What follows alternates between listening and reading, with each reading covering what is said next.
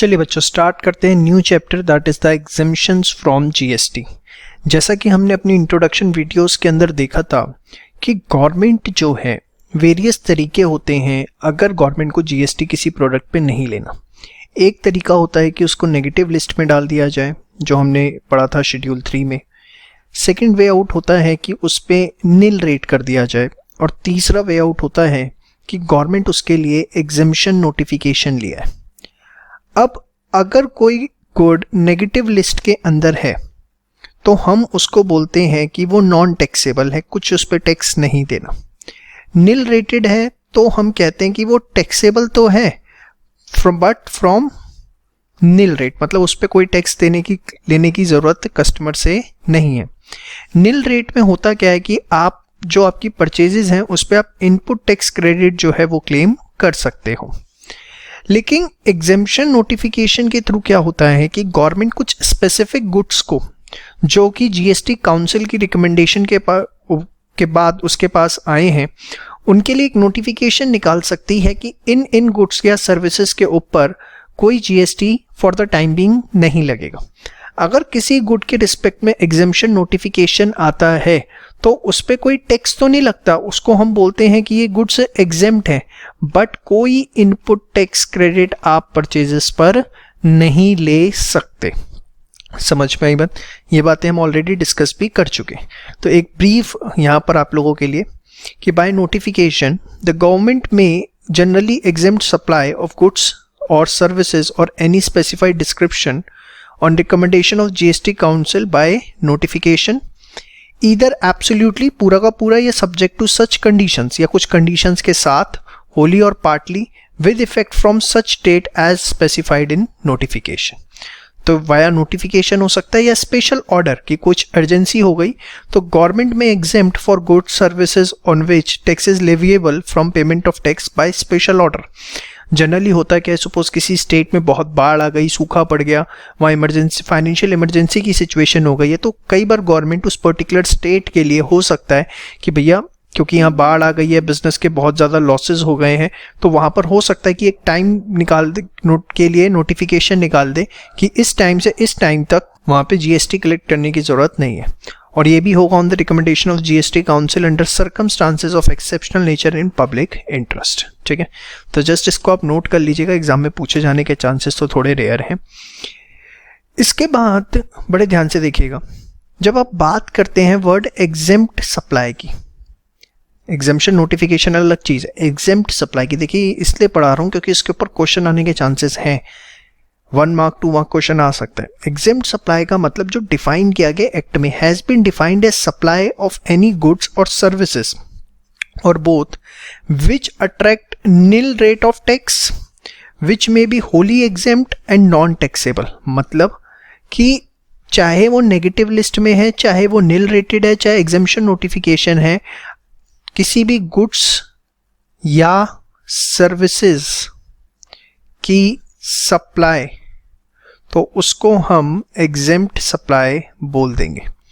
वैसे एग्जेम्पशन एक बड़ा स्पेसिफिक वर्ड है कि किसी गुड के रिस्पेक्ट में निकलता है और आईटीसी नहीं मिल सकता, लेकिन जो एक्ट के अंदर एग्जेम्प्ट सप्लाई की डेफिनेशन इन्होंने दी है, देखिए एग्जेम्प्टेड गुड्स अलग हैं, एग्जेम्प्टेड सर्विसेज अलग है, ये डेफिनेशन एग्जेम्प्ट सप्लाई की है।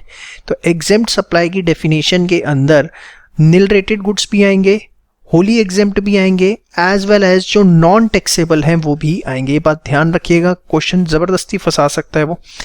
मैं एग्जेम्प्टेड गुड्स की बात नहीं कर रहा हूँ, एग्जेम्प्टेड सर्विसेज की बात नहीं कर रहा हूँ। एग्जेम्प्टेड गुड्स और सर्विसेज जो हैं वो एग्जेम्पशन नोटिफिकेशन से ही कवर अप होते हैं, लेकिन एग्जेम्प्टेड सप्लाई एक ब्रॉड वर्ड है जिसके अंदर नील रेटेड, होली एग्जेम्प्ट और नॉन टैक्सेबल तीनों चीजें उसके अंदर कवर अप होंगी। नॉन टैक्सेबल सप्लाई क्या होती है? Means a supply of goods और services which is not leviable to under CGST act और अंडर आईजीएसटी एक्ट। ये बात प्लीज इसको ध्यान रखिएगा, इंपॉर्टेंट डेफिनेशन है एग्जेम्प्ट सप्लाई के। एग्जेम्प्टेड गुड्स एंड सर्विसेज अलग होते हैं, वो किससे कवर होंगे? एग्जेम्पशन नोटिफिकेशन से। ठीक है, इसके बाद जीएसटी के अंदर कौन सी आइटम्स को एग्जेम्प्ट किया गया, तो essential goods and services that is public consumption products services have been exempted. Items such as unbranded atta, maida, besan, unpacked food grains, milk, egg, curd, lassi, fresh vegetables are among the items exempted. तो ये पता होना चाहिए, इसके ऊपर आपसे क्वेश्चन पूछा जा सकता है। तो यहाँ से क्वेश्चन पूछा जा सकता है एग्जेम्प्टेड सप्लाई क्या है, ये डेफिनेशन आपको पता होनी चाहिए। ये तीसरा पॉइंट है जो आपको पता होना चाहिए। तीनों पॉइंट बहुत रेलिवेंट जहाँ से आपसे क्वेश्चन पूछे जा सकते हैं। इसके बाद हम डिस्कस करना शुरू करेंगे कि एग्जेम्पशन फ्रॉम जीएसटी में जो एग्जेम्पशन नोटिफिकेशन गवर्नमेंट ने इशू किए हैं उसमें किन किन चीज़ों को कवर अप किया है, वो सारा हम with the help of charts cover up करने की कोशिश करेंगे। पहले आप ये नोटिफिकेशन स्पेशल ऑर्डर और इसके बाद एग्जेम्प्टेड सप्लाई की डेफिनेशन, नॉन टैक्सेबल सप्लाई की डेफिनेशन और ये अंडर जीएसटी से लेकर एग्जेम्प्टेड तक नोट कर लीजिए फास्ट। चलिए स्टार्ट करते हैं एग्जेम्पशन नोटिफिकेशन। सबसे पहले है सर्विसेज बाय चैरिटेबल इंस्टीट्यूशन। देखिए, अगर चैरिटेबल इंस्टीट्यूशन ने ये चार में से कोई भी सर्विसेज प्रोवाइड करी है तो that is basically exempt from tax. अब ये क्या है सर? सबसे पहले देखिए, जो भी चैरिटेबल इंस्टीट्यूशन की आप बात कर रहे हैं that must be registered under the income tax act. बस आप इतना ध्यान रखें, बेशक सेक्शन ना याद रखें, कि वो charitable institution income tax act में जो है वो रजिस्टर्ड होना चाहिए। वैसे आपकी जानकारी के लिए बता दूं, ये 12AA जो होता है वो ट्रस्ट के लिए होता है। जो ट्रस्ट होते हैं वो इनकम टैक्स एक्ट में 12AA में रजिस्टर्ड होते हैं। तो अगर ये चैरिटेबल इंस्टीट्यूशन इन चार में से कोई भी सर्विसेज दे रहे हैं, सर ये चार सर्विसेज कौन सी हैं? सबसे पहली है by way of charitable activity. Sir charitable activity का मतलब क्या होगा? ये तो बहुत ब्रॉड वर्ड है। तो चैरिटेबल एक्टिविटी को प्रॉपरली डिफाइन किया गया है, ध्यान से देखिए। चैरिटेबल एक्टिविटी के अंदर ब्रॉडली चार चीजें आती हैं। Programmes related to the promotion of yoga, spirituality या रिलीजन। किसी भी तरह का कोई भी प्रोग्राम जो कि रिलेटेड है किसके प्रमोशन से? योगा के, स्पिरिचुअलिटी या रिलीजन के, वो चैरिटेबल एक्टिविटी का पार्ट होगा। जब आप प्रोग्राम्स की बात करते हैं तो इसके अंदर कैंप्स भी आएंगे जिसके अंदर फैसिलिटी दी जाती है रहने की और खाने की। कई बार ऐसे कैंप लगाए जाते हैं योगा के कि 3 दिन का कैंप लगेगा, कोई रिलीजियस कैंप लगा या स्पिरिचुअलिटी का कैंप लगा कि आप आइए 3 दिन अटेंड करिए, एक फीस है उसकी, उसमें आपको रहना खाना एज वेल एज जो भी आपको योगा, स्पिरिचुअलिटी या रिलीजन से रिलेटेड बातें वो बताई जाएंगी। तो कैंप भी इसके अंदर इंक्लूड होंगे। इसके बाद कोई भी चैरिटेबल एक्टिविटी है अगर एजुकेशनल और स्किल डेवलपमेंट प्रोग्राम से रिलेटेड। अब लेकिन एजुकेशन एंड स्किल डेवलपमेंट किसका? वो या तो होना चाहिए प्रिजनर्स का जो कैदी हैं, या ऐसे व्यक्तियों का जिनकी उम्र 65 साल से ऊपर है, रूरल एरिया के अंदर रहते हैं। अर्बन एरिया कवर अप नहीं होता, सिर्फ रूरल एरिया कवर अप होता है, ये बात ध्यान रखना। आई बात समझ में? खामा का फंसा सकता है आपको। या बेसहारा बच्चों को आप एजुकेशनल या स्किल डेवलपमेंट देते हैं। बेसहारा बच्चे कौन से? जिनके माँ बाप ने उनको छोड़ दिया या जिनके माँ बाप की डेथ हो गई या किसी भी तरीके से होमलेस हैं। तो ऐसे जो बेसहारा बच्चे हैं उनको अगर किसी भी तरीके की एजुकेशनल या स्किल डेवलपमेंट सर्विस दी जाती है तो वो भी चैरिटेबल एक्टिविटी का पार्ट है। या डिफरेंटली एबल्ड जो बच्चे हैं, चाहे वो फिजिकली हैं चाहे मेंटली हैं, differently abled physically as well as mentally, दोनों को अगर किसी भी तरह की कोई एजुकेशनल स्किल डेवलपमेंट सर्विस दी जा रही है तो वो भी चैरिटेबल एक्टिविटी का पार्ट है। प्रिजर्वेशन ऑफ एनवायरनमेंट, एनवायरनमेंट के प्रिजर्वेशन के लिए कोई भी एक्टिविटी की जाती है। जब आप एनवायरनमेंट की बात करते हैं उसमें रिवर्स भी आती हैं, उसमें फॉरेस्ट भी आते हैं। तो कोई भी आप ऐसी एक्टिविटी कर रहे हैं जो कि प्रिजर्वेशन ऑफ एनवायरनमेंट से रिलेटेड है तो that will also be a part of charitable activity. या पब्लिक हेल्थ सर्विसेज प्रोवाइड की जा रही हैं। पब्लिक हेल्थ सर्विसेज चाहे अवेयरनेस के तौर पे या केयर और काउंसलिंग की फॉर्म में। अवेयरनेस जैसे प्रिवेंटिव हेल्थ की किन किन बातों का ध्यान रखना चाहिए, सेहत में कैसे सुधार आ सकता है, सुबह घूमने जाना चाहिए, ठीक है, खाना कब खाना चाहिए, इस तरह का कोई भी अवेयरनेस। या फैमिली प्लानिंग से रिलेटेड या HIV इन्फेक्शन से रिलेटेड कोई भी अवेयरनेस दी जा रही है। Care can be related to ill person, addicted persons also जो कि ड्रग्स या एल्कोहल लेते हैं या मेंटली डिसेबल हैं। तो इनको अगर किसी भी तरीके की हेल्थ सर्विसेज प्रोवाइड की जा रही हैं चाहे वो हॉस्पिटल के थ्रू प्रोवाइड की जा रही है, क्लिनिकल एस्टेब्लिशमेंट के थ्रू, वो सब चैरिटेबल एक्टिविटी का पार्ट है। तो अभी तक आपने जो ब्रॉडली पढ़ा, ध्यान से देखिए कि चैरिटेबल इंस्टीट्यूशन जो कि रजिस्टर्ड है under 12AA of income tax act, अगर वो चैरिटेबल एक्टिविटी दे रहा है तो उस पे कोई भी जीएसटी नहीं लगेगा, वो एग्जेम्प्ट है। बट उसकी चैरिटेबल एक्टिविटी में क्या आएगा?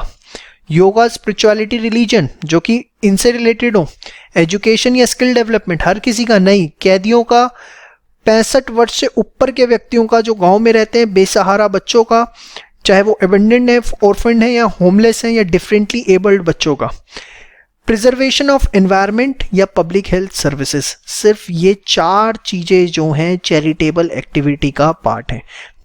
इसके बाद सेकंड, रिक्रिएशनल एक्टिविटीज या coaching related to art, culture या स्पोर्ट्स। अगर चैरिटेबल इंस्टीट्यूशन कोई कोचिंग दे रहा है आर्ट, कल्चर या स्पोर्ट्स से रिलेटेड, तो बेसिकली वो सर्विसेज भी सारी की सारी एग्जेम्प्ट है। थर्ड, अगर चैरिटेबल इंस्टीट्यूशन इंपोर्ट करता है सर्विसेज को तो वो भी एग्जेम्प्ट है। आपने सप्लाई की डेफिनेशन में पढ़ा था, import of services specifically cover up किया गया है। अगर नॉन पर्सनल पर्पस है और आपने इंपोर्ट ऑफ सर्विस किया है बिजनेस पर्पस के लिए, तो वो हमेशा जीएसटी के स्कोप में आता है, लेकिन चैरिटेबल इंस्टीट्यूशन को स्पेसिफिकली एग्जेम्पशन दी गई है।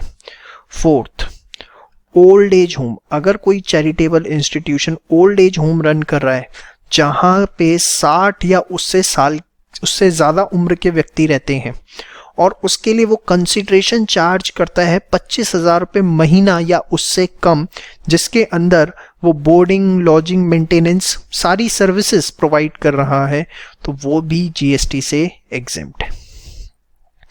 तो बेसिकली एक अगर हम सिंप्लीफाई वर्जन में देखें तो चैरिटेबल इंस्टीट्यूशन है, रजिस्टर्ड है under 12AA of income tax act, वो by way of charitable activity, जिसमें 4 चीजें आती हैं। कौन कौन सी? Promotion programme related to promotion of yoga, spirituality, religion, educational, skill development, prisoners का, 65 साल से ऊपर के गांव में रहने वाले व्यक्तियों का, बेसहारा बच्चों का, डिफरेंटली एबल्ड, एनवायरमेंट प्रिजर्वेशन या पब्लिक हेल्थ सर्विसेज। या वो कोचिंग दे रहा है रिलेटेड टू आर्ट, कल्चर और स्पोर्ट्स, या इंपोर्ट ऑफ सर्विसेज है, या ओल्ड एज होम्स, ये बहुत इंपॉर्टेंट है, जिसमें 60 साल या उससे ऊपर के लोग रहते हैं और उसके लिए वो कंसिडरेशन 25,000 रुपये महीना से ज़्यादा चार्ज नहीं कर रहा है, जिसमें वो सारी फैसिलिटी ओल्ड एज होम में दे रहा है। इसके अलावा अगर चैरिटेबल इंस्टीट्यूशन कोई भी अदर सर्विसेज अंडरटेक करता है, लाइक उसने अपनी कमर्शियल प्रॉपर्टी रेंट पे दे दी, letting out the commercial property, या कोई इसी तरह के वो बिजनेस प्रमोशंस कर रहा है, तो वो सब जो है जीएसटी के लिए लायबल हैं, subject to threshold limit. Threshold limit मतलब क्या होता है कि आपने पढ़ा था कि अगर आप बेसिक जो एग्जेम्पशन लिमिट है उसको क्रॉस करते हैं तभी आपको जीएसटी देना पड़ता है, तो उसी को हम थ्रेशहोल्ड लिमिट बोलते हैं। तो बेसिकली चैरिटेबल इंस्टीट्यूशन इन 4 चीज़ों के अलावा कोई भी सर्विस दे रहा है तो वो जीएसटी के स्कोप के अंदर कवर अप होंगी, लेकिन ये 4 सर्विसेज जो आपने डिस्कस करी यहाँ पर, ये for the time being exempt है और चैरिटेबल एक्टिविटी की डेफिनेशन आपने यहाँ पे देख ली है। इसको इसी तरीके से आपने नोट डाउन करना है, फटाफट एक बार इसको सारा का सारा जो है वो नोट डाउन करिए फास्ट। चलिए अब बात करते हैं सेकंड कैटेगरी की, that is the religious services, जिसको एग्जेम्पशन नोटिफिकेशन मिला है, लेकिन सारे रिलीजियस सर्विसेज नहीं। Conduct of religious ceremony bye any person. अगर सिंपल वर्ड्स में मैं आपको बोलूं, पंडित जी या कोई भी रिलीजियस पर्सन किसी भी तरीके की कोई रिलीजियस सेरेमनी करवा रहे हैं, चाहे वो रिलेटेड टू बर्थ है, डेथ है या मैरिज है या कुछ भी और कोई भी रिलीजियस सेरेमनी है, तो उसको करवा रहे हैं तो उनके चार्ज पर जीएसटी नहीं लगेगा। इसके बाद next, renting of present. Present क्या होता है? जनरली आपने देखा होगा मंदिर, मस्जिद, गुरुद्वारे, इनके साथ एक एरिया अटैच होता है for conducting the religious functions. तो उनको अगर लेट आउट किया जा रहा है रिलीजियस प्लेस पे, जो एरिया अटैच्ड होता है, प्रिसेंट होता है जिसको हम बोलते हैं, तो वो जो है एग्जेम्प्ट है, लेकिन उसकी कुछ कंडीशन है कि अगर रूम्स दिए जा रहे हैं तो रूम का किराया 1000 पर डे से ज़्यादा नहीं होना चाहिए। जनरली मंदिर होते हैं, मंदिर के ऊपर धर्मशाला होती है, उसमें कुछ रूम्स बने होते हैं, तो उसके ऊपर जीएसटी नहीं लगेगा अगर रूम रेंट 1000 पर डे से कम है। या एरिया दिया जा रहा है लाइक कम्युनिटी हॉल हो गया या ओपन एरिया, तो उसके ऊपर भी जीएसटी नहीं लगेगा अगर चार्जेस 10,000 पर डे से कम है। या मंदिर, मस्जिद, गुरुद्वारे के आसपास कोई शॉप्स हैं के अंदर से अटैच फूल बेचने के लिए या कुछ भी जो भी रिलीजियस आइटम्स हैं उनको सेल करने के लिए, तो अगर उन शॉप का किराया 10,000 रुपये महीने से कम है तो भी जीएसटी अट्रैक्ट नहीं होगा, वो एग्जेम्प्ट है। तो बेसिकली अब ये देखिए इक्वल एंड टू नहीं है, अगर इक्वल टू भी होगा तो जीएसटी लग जाएगा, मतलब 1,000 रुपये किराया है तो जीएसटी लग जाएगा, 999 तक नहीं लगेगा, तो ये बात ध्यान रखिएगा। सेम वे 10,000 जीएसटी लग जाएगा, पर 10,000 से कम है तो एग्जेम्प्ट है। सेम वे यहाँ पे भी 10,000 से कम है तो एग्जेम्प्ट है, समझ में आएगा।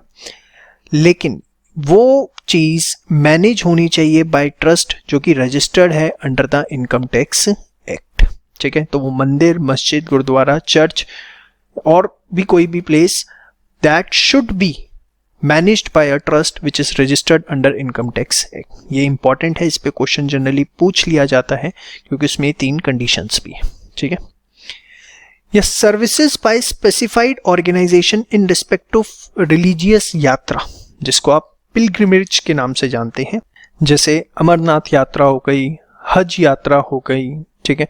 तो बेसिकली होता क्या है, जैसे हज यात्रा है तो जो हज ऑर्गेनाइजेशन है वो सर्विसेज प्रोवाइड करती है गवर्नमेंट को, किनको हज पे भेजना है नहीं भेजना, मुझे ज़्यादा जानकारी नहीं है उसके बारे में। लेकिन अगर कोई भी स्पेसिफाइड ऑर्गेनाइजेशन किसी स्पेसिफिक रिलीजियस पिलग्रिमेज को लेके गवर्नमेंट को अपनी सर्विस प्रोवाइड कर रही है तो उस ऑर्गेनाइजेशन की जो सर्विसेज हैं वो एग्जेम्प्ट होगी। और ये बेसिकली फिलहाल तो 2 ही स्पेसिफाइड ऑर्गेनाइजेशंस हैं जो इसके अंदर कवर अप होती हैं।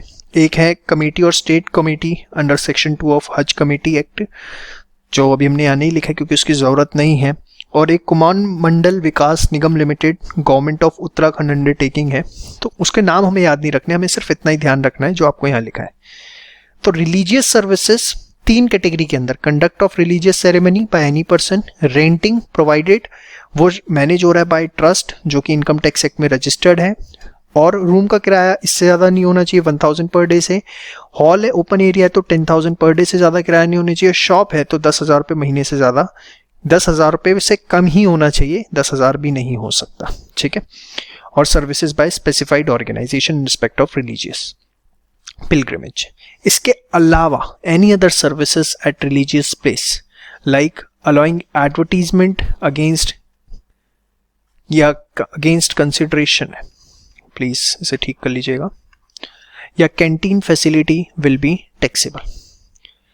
देखिए इसमें एक चीज मैं आपको बताना चाहूंगा, सपोज मंदिर, गुरुद्वारे, मस्जिद, कोई भी उसमें कैंटीन फैसिलिटी है, जैसे आप अक्षरधाम मंदिर जाते हैं तो वहाँ कैंटीन है, आप बैठिए आराम से खाना खाइए, तो that is with in the ambit of GST, वो एग्जेम्प्ट नहीं है।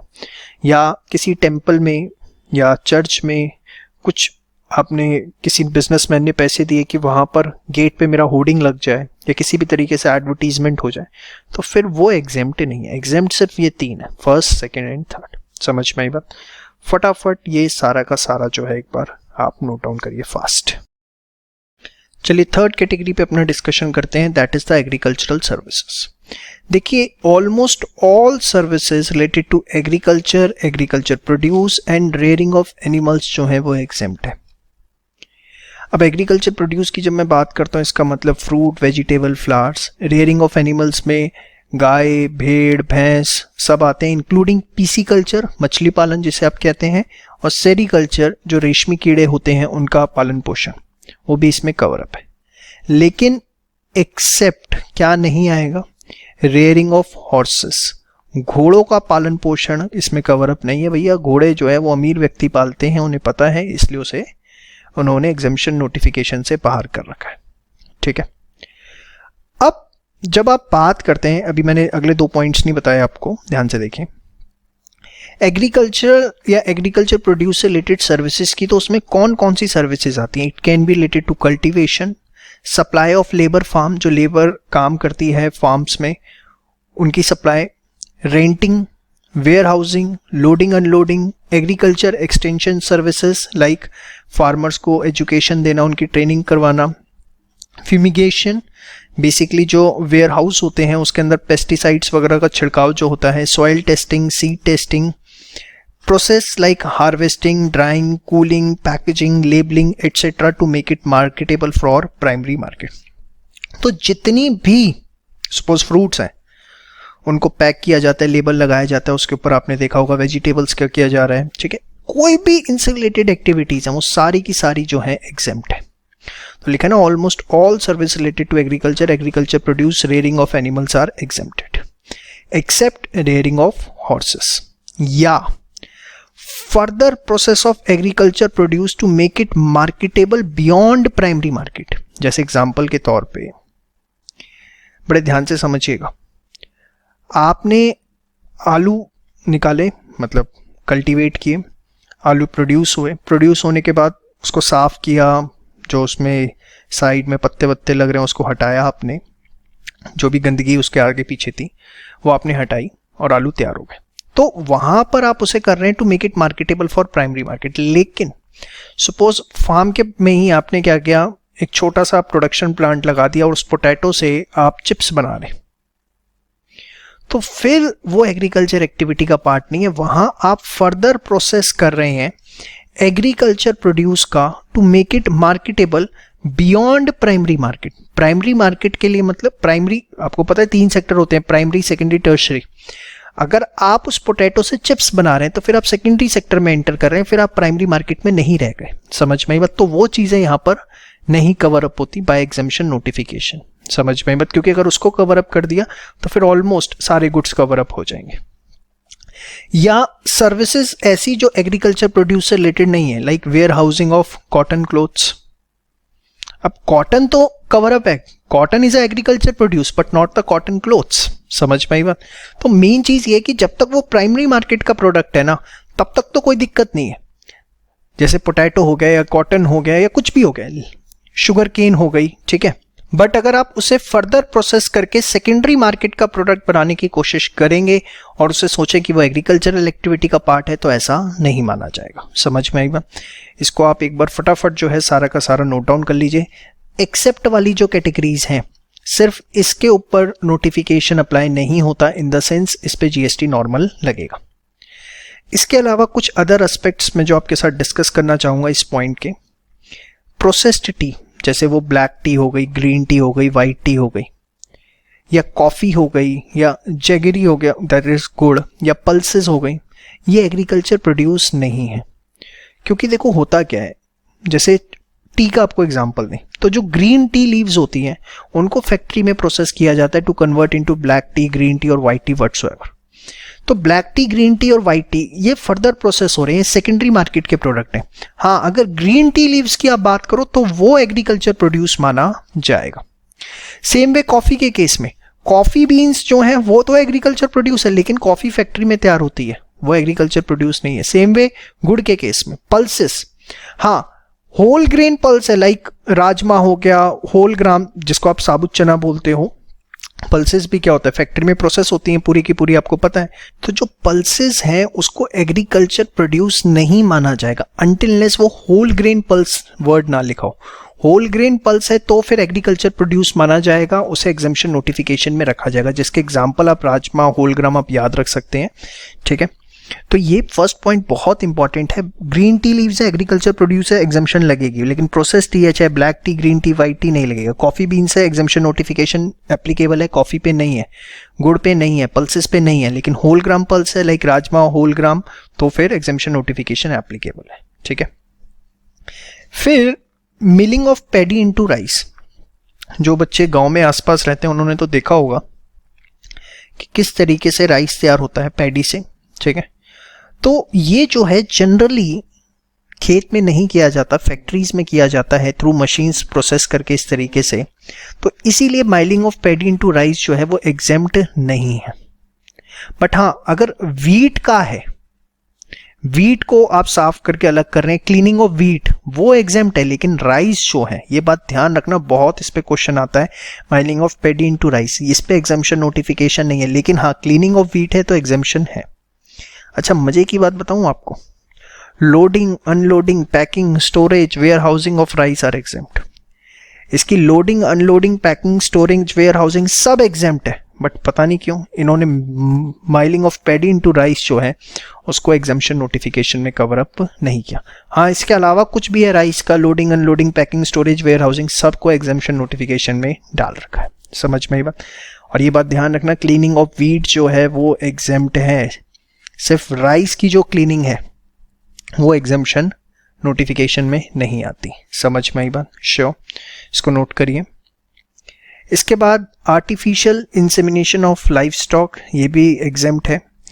बेसिकली आर्टिफिशियल इंसेमिनेशन प्रजनन से रिलेटेड प्रक्रिया होती है लाइफ स्टॉक की, एनिमल्स की, ज़्यादा आप इंटरनेट पे देख लीजिएगा इसके बारे में। Services by APMC that is agriculture produce marketing committee, इनका काम जो है बेसिकली एग्रीकल्चरल एक्टिविटीज़ को प्रमोट करना है वेरियस तरीके से, तो ये कोई भी अपनी सर्विस दे रही है एपीएमसी तो वो एग्जेम्प्ट है। इसके आगे लिख लीजिएगा, मैं लिखना भूल गया। इसके बाद warehousing of minor forest produce like bamboo, honey, wax, ये भी जो है वो एग्जेम्प्ट है। Services by national centre for cold chain establishment, ये भी एग्जेम्प्ट है। इसके बाद services by way of storage, warehousing of cereals, pulses, fruits, nuts, vegetables, spices, copra, कच्चा नारियल, इस तरीके, sugar cane, jaggery, raw material fibre such as cotton, flax, jute, indigo, unmanufactured तंबाकू, बेटल लीव्स जो पान के पत्ते होते हैं, तेंदू लीव्स जो बीड़ी जिससे बनती है, कॉफ़ी एंड टी, तो इनकी जो भी स्टोरेज एंड वेयर हाउसिंग की सर्विसेज हैं वो सब भी क्या है, एग्जेम्प्ट है।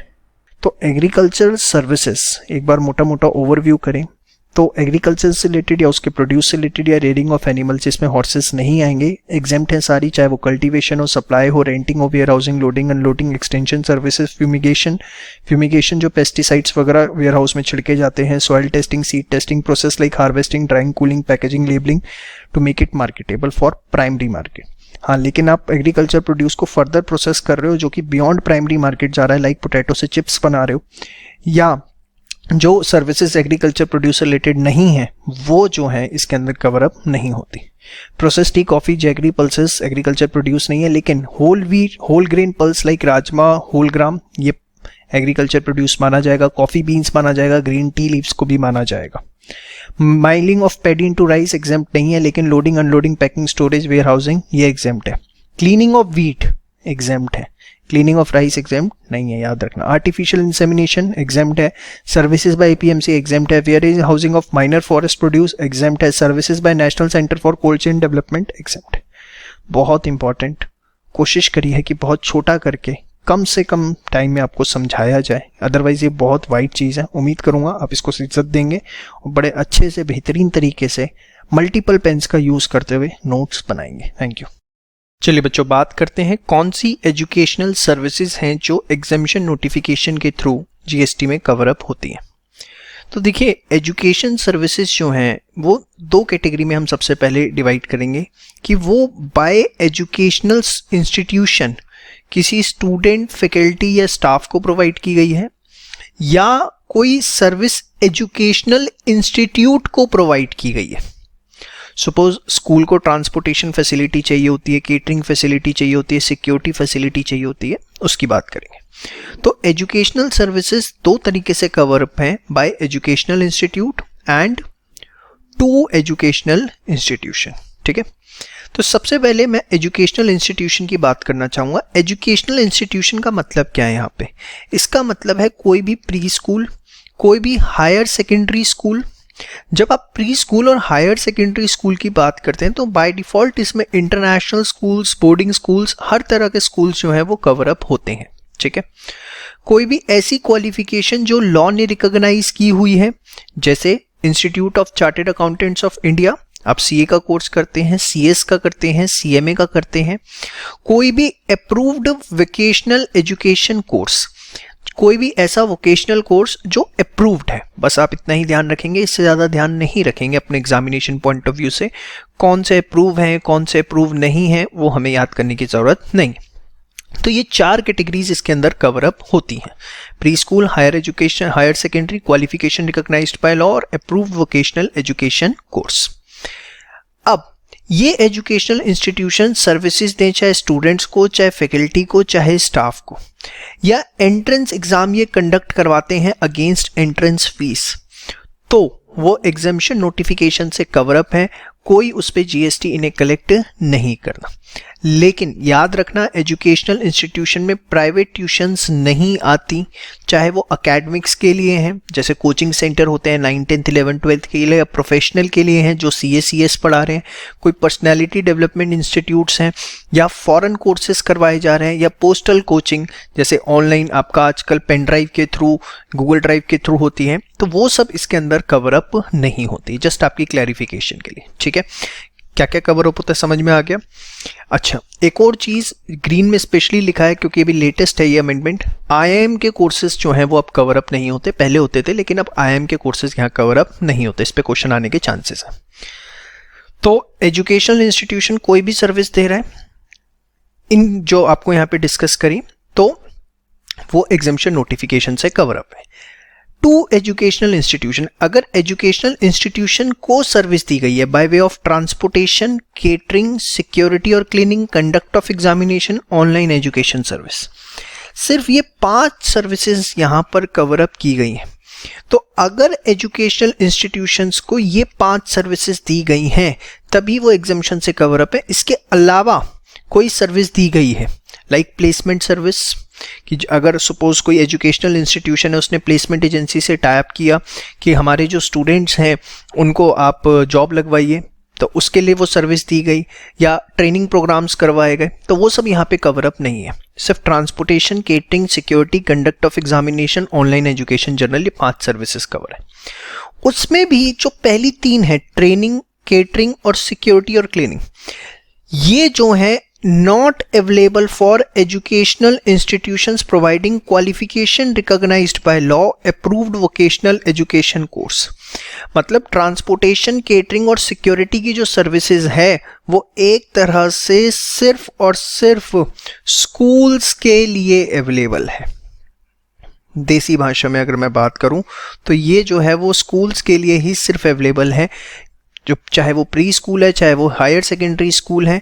लेकिन ICI हो गया, क्वालिफिकेशन रिकॉग्नाइज्ड बाय लॉ, या अप्रूव्ड वोकेशनल एजुकेशन कोर्स हो गया, वो यहाँ पर कवर अप नहीं होते। उनको अगर ये सर्विसेज दी गई हैं तो GST कलेक्ट होगा। कंडक्ट ऑफ एग्जामिनेशन हर किसी के लिए अवेलेबल है, कोई भी एजुकेशनल इंस्टीट्यूशन हो, चाहे स्कूल हो, pre higher secondary school, qualification recognised by law हो, या अप्रूव्ड वोकेशनल एजुकेशन कोर्स हो, सबके लिए अवेलेबल है। ऑनलाइन एजुकेशनल जर्नल, अब आपको लगता है कि स्कूल के बच्चे ऑनलाइन एजुकेशनल जर्नल पढ़ते होंगे, न्यूज़पेपर ही पढ़ लें, बहुत बड़ी बात है। तो फिलहाल ये सर्विस जो है वो एग्जेम्प्ट है सिर्फ only to institutions providing qualification recognised by law. जैसे आपने देखा होगा आपके पास ऑनलाइन जर्नल आते हैं ICI की तरफ से, तो वो सर्विसेज जो है एग्जेम्पशन नोटिफिकेशन से कवर अप की गई है, लेकिन सिर्फ उनके लिए जो क्वालिफिकेशन रिकॉग्नाइज्ड बाय लॉ है। ऑब्वियसली स्कूल्स को देने का कोई तुक भी नहीं बनता, वोकेशनल एजुकेशन कोर्स को भी सर्विस बेनिफिट नहीं दिया गया। तो देखिए, बहुत सिंप्लीफाई करने की कोशिश करी है, प्लीज़ इसको बहुत तरीके से बनाइएगा। दोबारा से एक बार फटाफट, एजुकेशनल इंस्टीट्यूशन में प्री स्कूल आएंगे, higher secondary qualification recognised by law, approved vocational education course schools में सारे आएंगे, international boarding school, student, faculty, staff किसी को भी सर्विस दें, एंट्रेंस एग्जाम करवाएं, but private tuitions cover up नहीं होती हैं। 2 एजुकेशनल इंस्टीट्यूशन में सिर्फ 5 सर्विसेज आती हैं, transportation, catering, security, conduct of examination, online education journal, जिसमें ट्रांसपोर्टेशन, केटरिंग, सिक्योरिटी जो है सिर्फ और सिर्फ स्कूल्स को मिलेगी, और कंडक्ट ऑफ एग्जामिनेशन सबको मिलेगा। ऑनलाइन एजुकेशन जर्नल जो है सिर्फ उनको मिलेगा जो providing qualification recognised by law. IIM के लिए एग्जामिशन नोटिफिकेशन विड्रॉ हो चुका है। अच्छा, ये बात ध्यान रखिएगा, यहाँ सिर्फ 5 सर्विसेज हैं, इसके अलावा कोई भी एजुकेशनल इंस्टीट्यूशन को सर्विस दी गई that would be taxable. So see here, any other services to educational institution like placement service, training etcetera are taxable. ठीक है। हाँ, अगर educational institution campus recruitment fees charge करता है, जैसे कंपनीज जब कैंपस रिक्रूटमेंट के लिए जाती हैं तो उससे एजुकेशनल इंस्टीट्यूशन एक फीस चार्ज करते हैं, that is called as campus recruitment fees from prospective employers, तो वो टैक्सेबल है। कॉलेज हॉस्टल मेस है, अगर वो एजुकेशनल इंस्टीट्यूशन खुद अपना रन कर रहा है तो एग्जेम्प्ट होगा, लेकिन अगर कोई थर्ड पर्सन उसे ऑपरेट कर रहा है तो वो टैक्सेबल होगा। कई बार क्या होता है, कॉलेजेस अपनी कैंटीन आउटसोर्स कर देते हैं, तो उस केस के अंदर फिर वो टैक्सेबल होगा, जीएसटी 5% से उस पर कलेक्ट होगा। समझ में आई बात? ये कुछ स्पेशल पॉइंट्स हैं जहाँ से क्वेश्चन आ सकते हैं, बड़े ध्यान से देखिए। Industrial training institutes ITI government के हैं, कोई भी कोर्स प्रोवाइड करें एग्जेम्प्ट है। प्राइवेट है तो अगर वो अप्रूव्ड है एज वोकेशनल एजुकेशन कोर्स और वो सर्विसेज दे रहे हैं related to designated trades, designated trades में क्या आएगा क्या नहीं आएगा आपको अभी नहीं देखना, उसकी लिस्ट आपको नहीं याद करनी, सिर्फ देखना है क्या प्राइवेट जो ITI है वो अप्रूव्ड वोकेशनल एजुकेशन कोर्स और डेजिग्नेटेड ट्रेड से रिलेटेड सर्विसेज दे रही है, यस तो एग्जेम्प्ट है, बाकी अगर है तो वो टैक्सेबल होगा। समझ में आई बात? और इसके बाद अगर नॉन रिकॉग्नाइज्ड क्वालिफिकेशन दी जा रही है विद रिकॉग्नाइज्ड क्वालिफिकेशन, रिकॉग्नाइज्ड मतलब जिस पे एग्जेम्पशन अवेलेबल है, सपोज किसी स्कूल के अंदर कुछ फॉरेन कोर्स प्रोवाइड किया जा रहा है या डांस क्लासेस प्रोवाइड की जा रही हैं अपार्ट फ्रॉम द जो नॉर्मल एजुकेशन दी जाती है CBSE या ICSE या स्टेट बोर्ड के द्वारा जो रिकॉग्नाइज है, या दूसरी एक्टिविटीज़ करवाई जा रही है, तो हमें देखना है क्या वो मिक्स्ड सप्लाई है, मतलब खामखा आर्टिफिशियल बंडल क्रिएट किया गया है, तो उस केस में हाईएस्ट टैक्स रेट। और अगर वो कंपोजिट सप्लाई है, मतलब जरूरी है उन चीज़ों को प्रोवाइड करना, तो फिर एग्जेम्प्ट है, क्यों? क्योंकि प्रिंसिपल सप्लाई ही एग्जेम्प्ट है। तो यहाँ पर एक बेस्ट एग्जांपल स्कूल्स आते हैं जहाँ पे आपने देखा होगा बच्चों को दूसरी कोकुलर एक्टिविटीज़ बहुत ज़्यादा करवाई जाती हैं apart from the normal education, तो वो कंपोजिट सप्लाई का ही पार्ट है और वो सारी जो है एग्जेम्प्ट होती हैं। समझ में आई बात? तो ये सारा आप बहुत अच्छे से एक बार नोट्स बना लीजिए और उसको तैयार कर लीजिए, बहुत इंपॉर्टेंट है, कुछ भी क्वेश्चन आ सकता है। चलिए बात करते हैं कोर्सेज बाय IIM, जो कि एजुकेशनल सर्विसेज में हमने देखा था एग्जेम्पशन नोटिफिकेशन जो है उसके लिए एप्लीकेबल नहीं है। अब जो लेटेस्ट अमेंडमेंट है उसके हिसाब से अगर IIM कोई कोर्स करवा रहा है और वो लॉन्ग ड्यूरेशन का मतलब उसकी ड्यूरेशन 1 साल या उससे ज़्यादा की है, चाहे किसी भी नाम से करवाए, डिप्लोमा के नाम से, PG पोस्ट ग्रेजुएशन के नाम से या व्हाट्सोएवर, बट उसकी ड्यूरेशन 1 साल या उससे ज़्यादा होनी चाहिए तो ही वो एग्जेम्प्ट है। अगर वो शॉर्ट ड्यूरेशन कोर्सेज हैं लेस देन 1 ईयर के तो फिर वो टैक्सेबल होंगे, क्योंकि बहुत सारे छोटे छोटे कोर्सेज IIM सब करवाते हैं 3 महीने 6 महीने के, तो वो सब टैक्सेबल हैं, उस पर GST लगेगा एट द रेट ऑफ 18% अगर IGST है, ठीक है, और अगर CGST SGST लगना है तो वो 99% से, ठीक है। तो ये इंपॉर्टेंट चीज़ है, इसको आप एक बार नोट डाउन कर लीजिए fast. DG shipping approved maritime courses, तो बेसिकली जो भी DG मतलब डायरेक्टर जनरल, तो डायरेक्टर जनरल ऑफ शिपिंग ने अगर कुछ मैरीटाइम कोर्सेज को अप्रूव किया हुआ है और उसकी सर्विसेज प्रोवाइड की जा रही हैं, वो कोर्स की क्वालिफिकेशन प्रोवाइड की जा रही है, तो वो भी एग्जेम्प्ट होगी, कोई उसमें GST जो है चार्ज नहीं किया जाएगा, that will be exempt. Maritime courses जो हैं बेसिकली कौन करवाता है? Maritime training institute of India, ठीक है। तो इनके जितने भी कोर्सेज हैं एग्जेम्प्ट होंगे। आइए अब देखते हैं exemption notification related to health care services. तो देखिए, कोई भी हॉस्पिटल, क्लिनिक, नर्सिंग होम या कोई भी डायग्नोस्टिक सेंटर किसी भी तरीके की कोई भी हेल्थ केयर सर्विसेज प्रोवाइड कर रहा है तो that is covered by the exemption notification. उसमें रूम रेंट भी आता है, फूड भी आता है, ट्रांसपोर्टेशन भी आता है, ऑल सिस्टम ऑफ मेडिसिन। ये नहीं है कि सिर्फ एलोपैथी ही आएगा, योगा का भी हो सकता है, होम्योपैथी से रिलेटेड भी हो सकता है, आयुर्वेदा, यूनानी, सिद्धा, जितने भी सिस्टम्स हैं मेडिसिन के सब इसमें कवर अप होते हैं। But it shall be recognised with council related to such system. उसकी जो भी काउंसिल है आयुर्वेदा से रिलेटेड या योगा से रिलेटेड, उससे वो रिकॉग्नाइज होना चाहिए।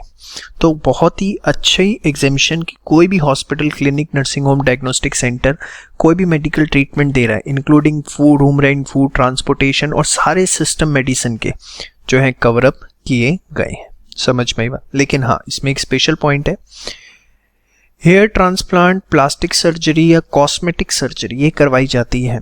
जनरली देखिए, ये ट्रीटमेंट पॉइंट ऑफ व्यू से नहीं करवाई जाती, ये सुंदर दिखने के लिए, अगर मैं सिंपल वर्ड्स में बोलूं तो करवाई जा रही है अगर, तो फिर वो कवर अप नहीं होते। हाँ, except it is undertaken to restore functions of the body due to any surgery.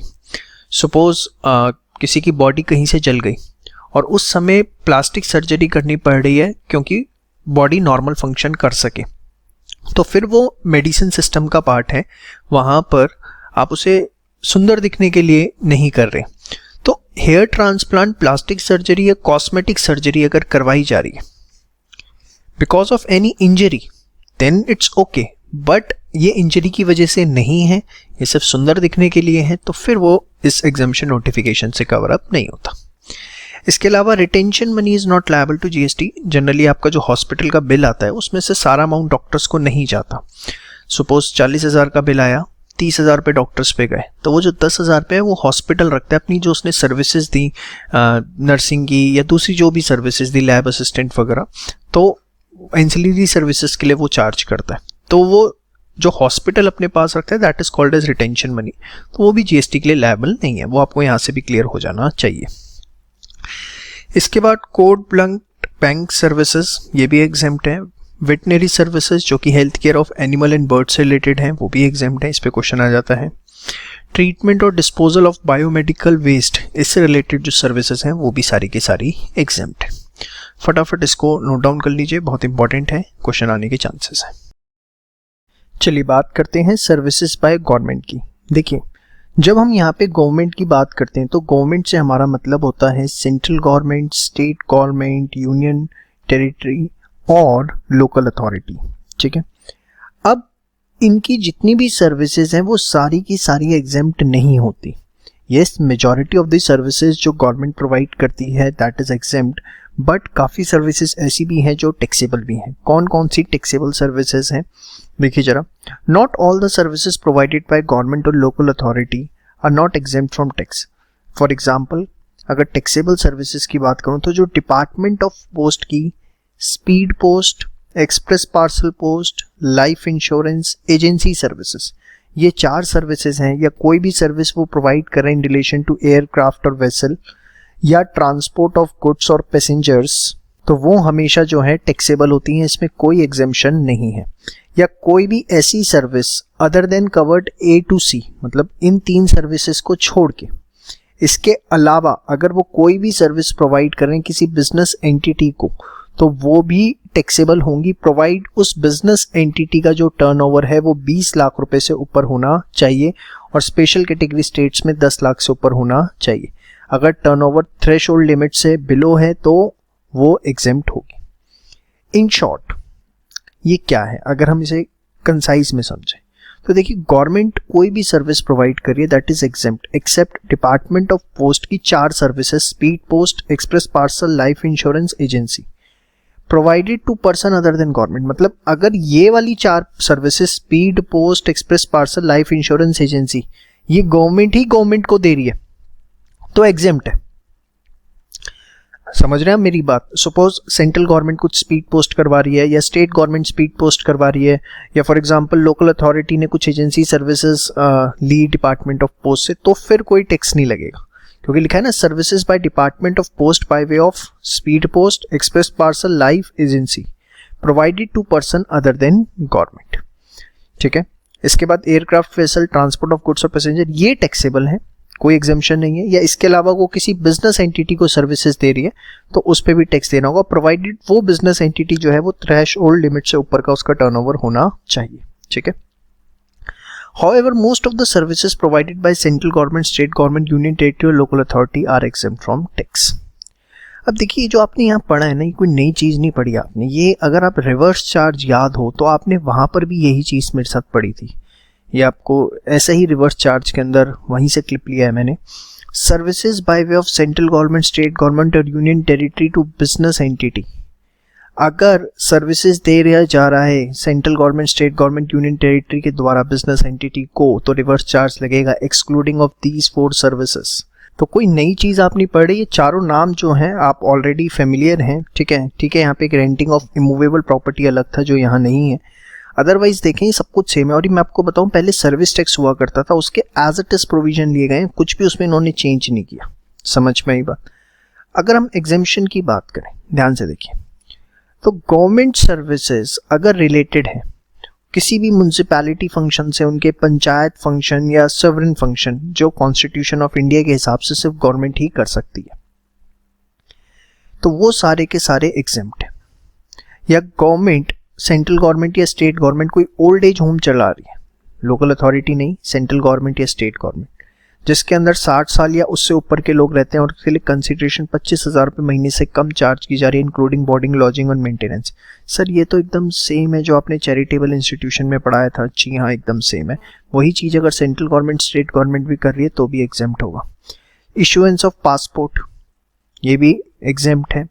उसके बाद देखो, डिपार्टमेंट ऑफ पोस्ट की सिर्फ जो 4 सर्विसेज हैं, that is speed post, express parcel, life insurance, agency services, सिर्फ ये 4 सर्विसेज के ऊपर जीएसटी एप्लीकेबल है। इसके अलावा कोई भी सर्विस है, basic mail service like post card, inland, book post, registered post, money order, savings account, postal order, pension payment, या कोई भी service department of post provide करता है इसके अलावा, तो वो एग्जेम्प्ट है।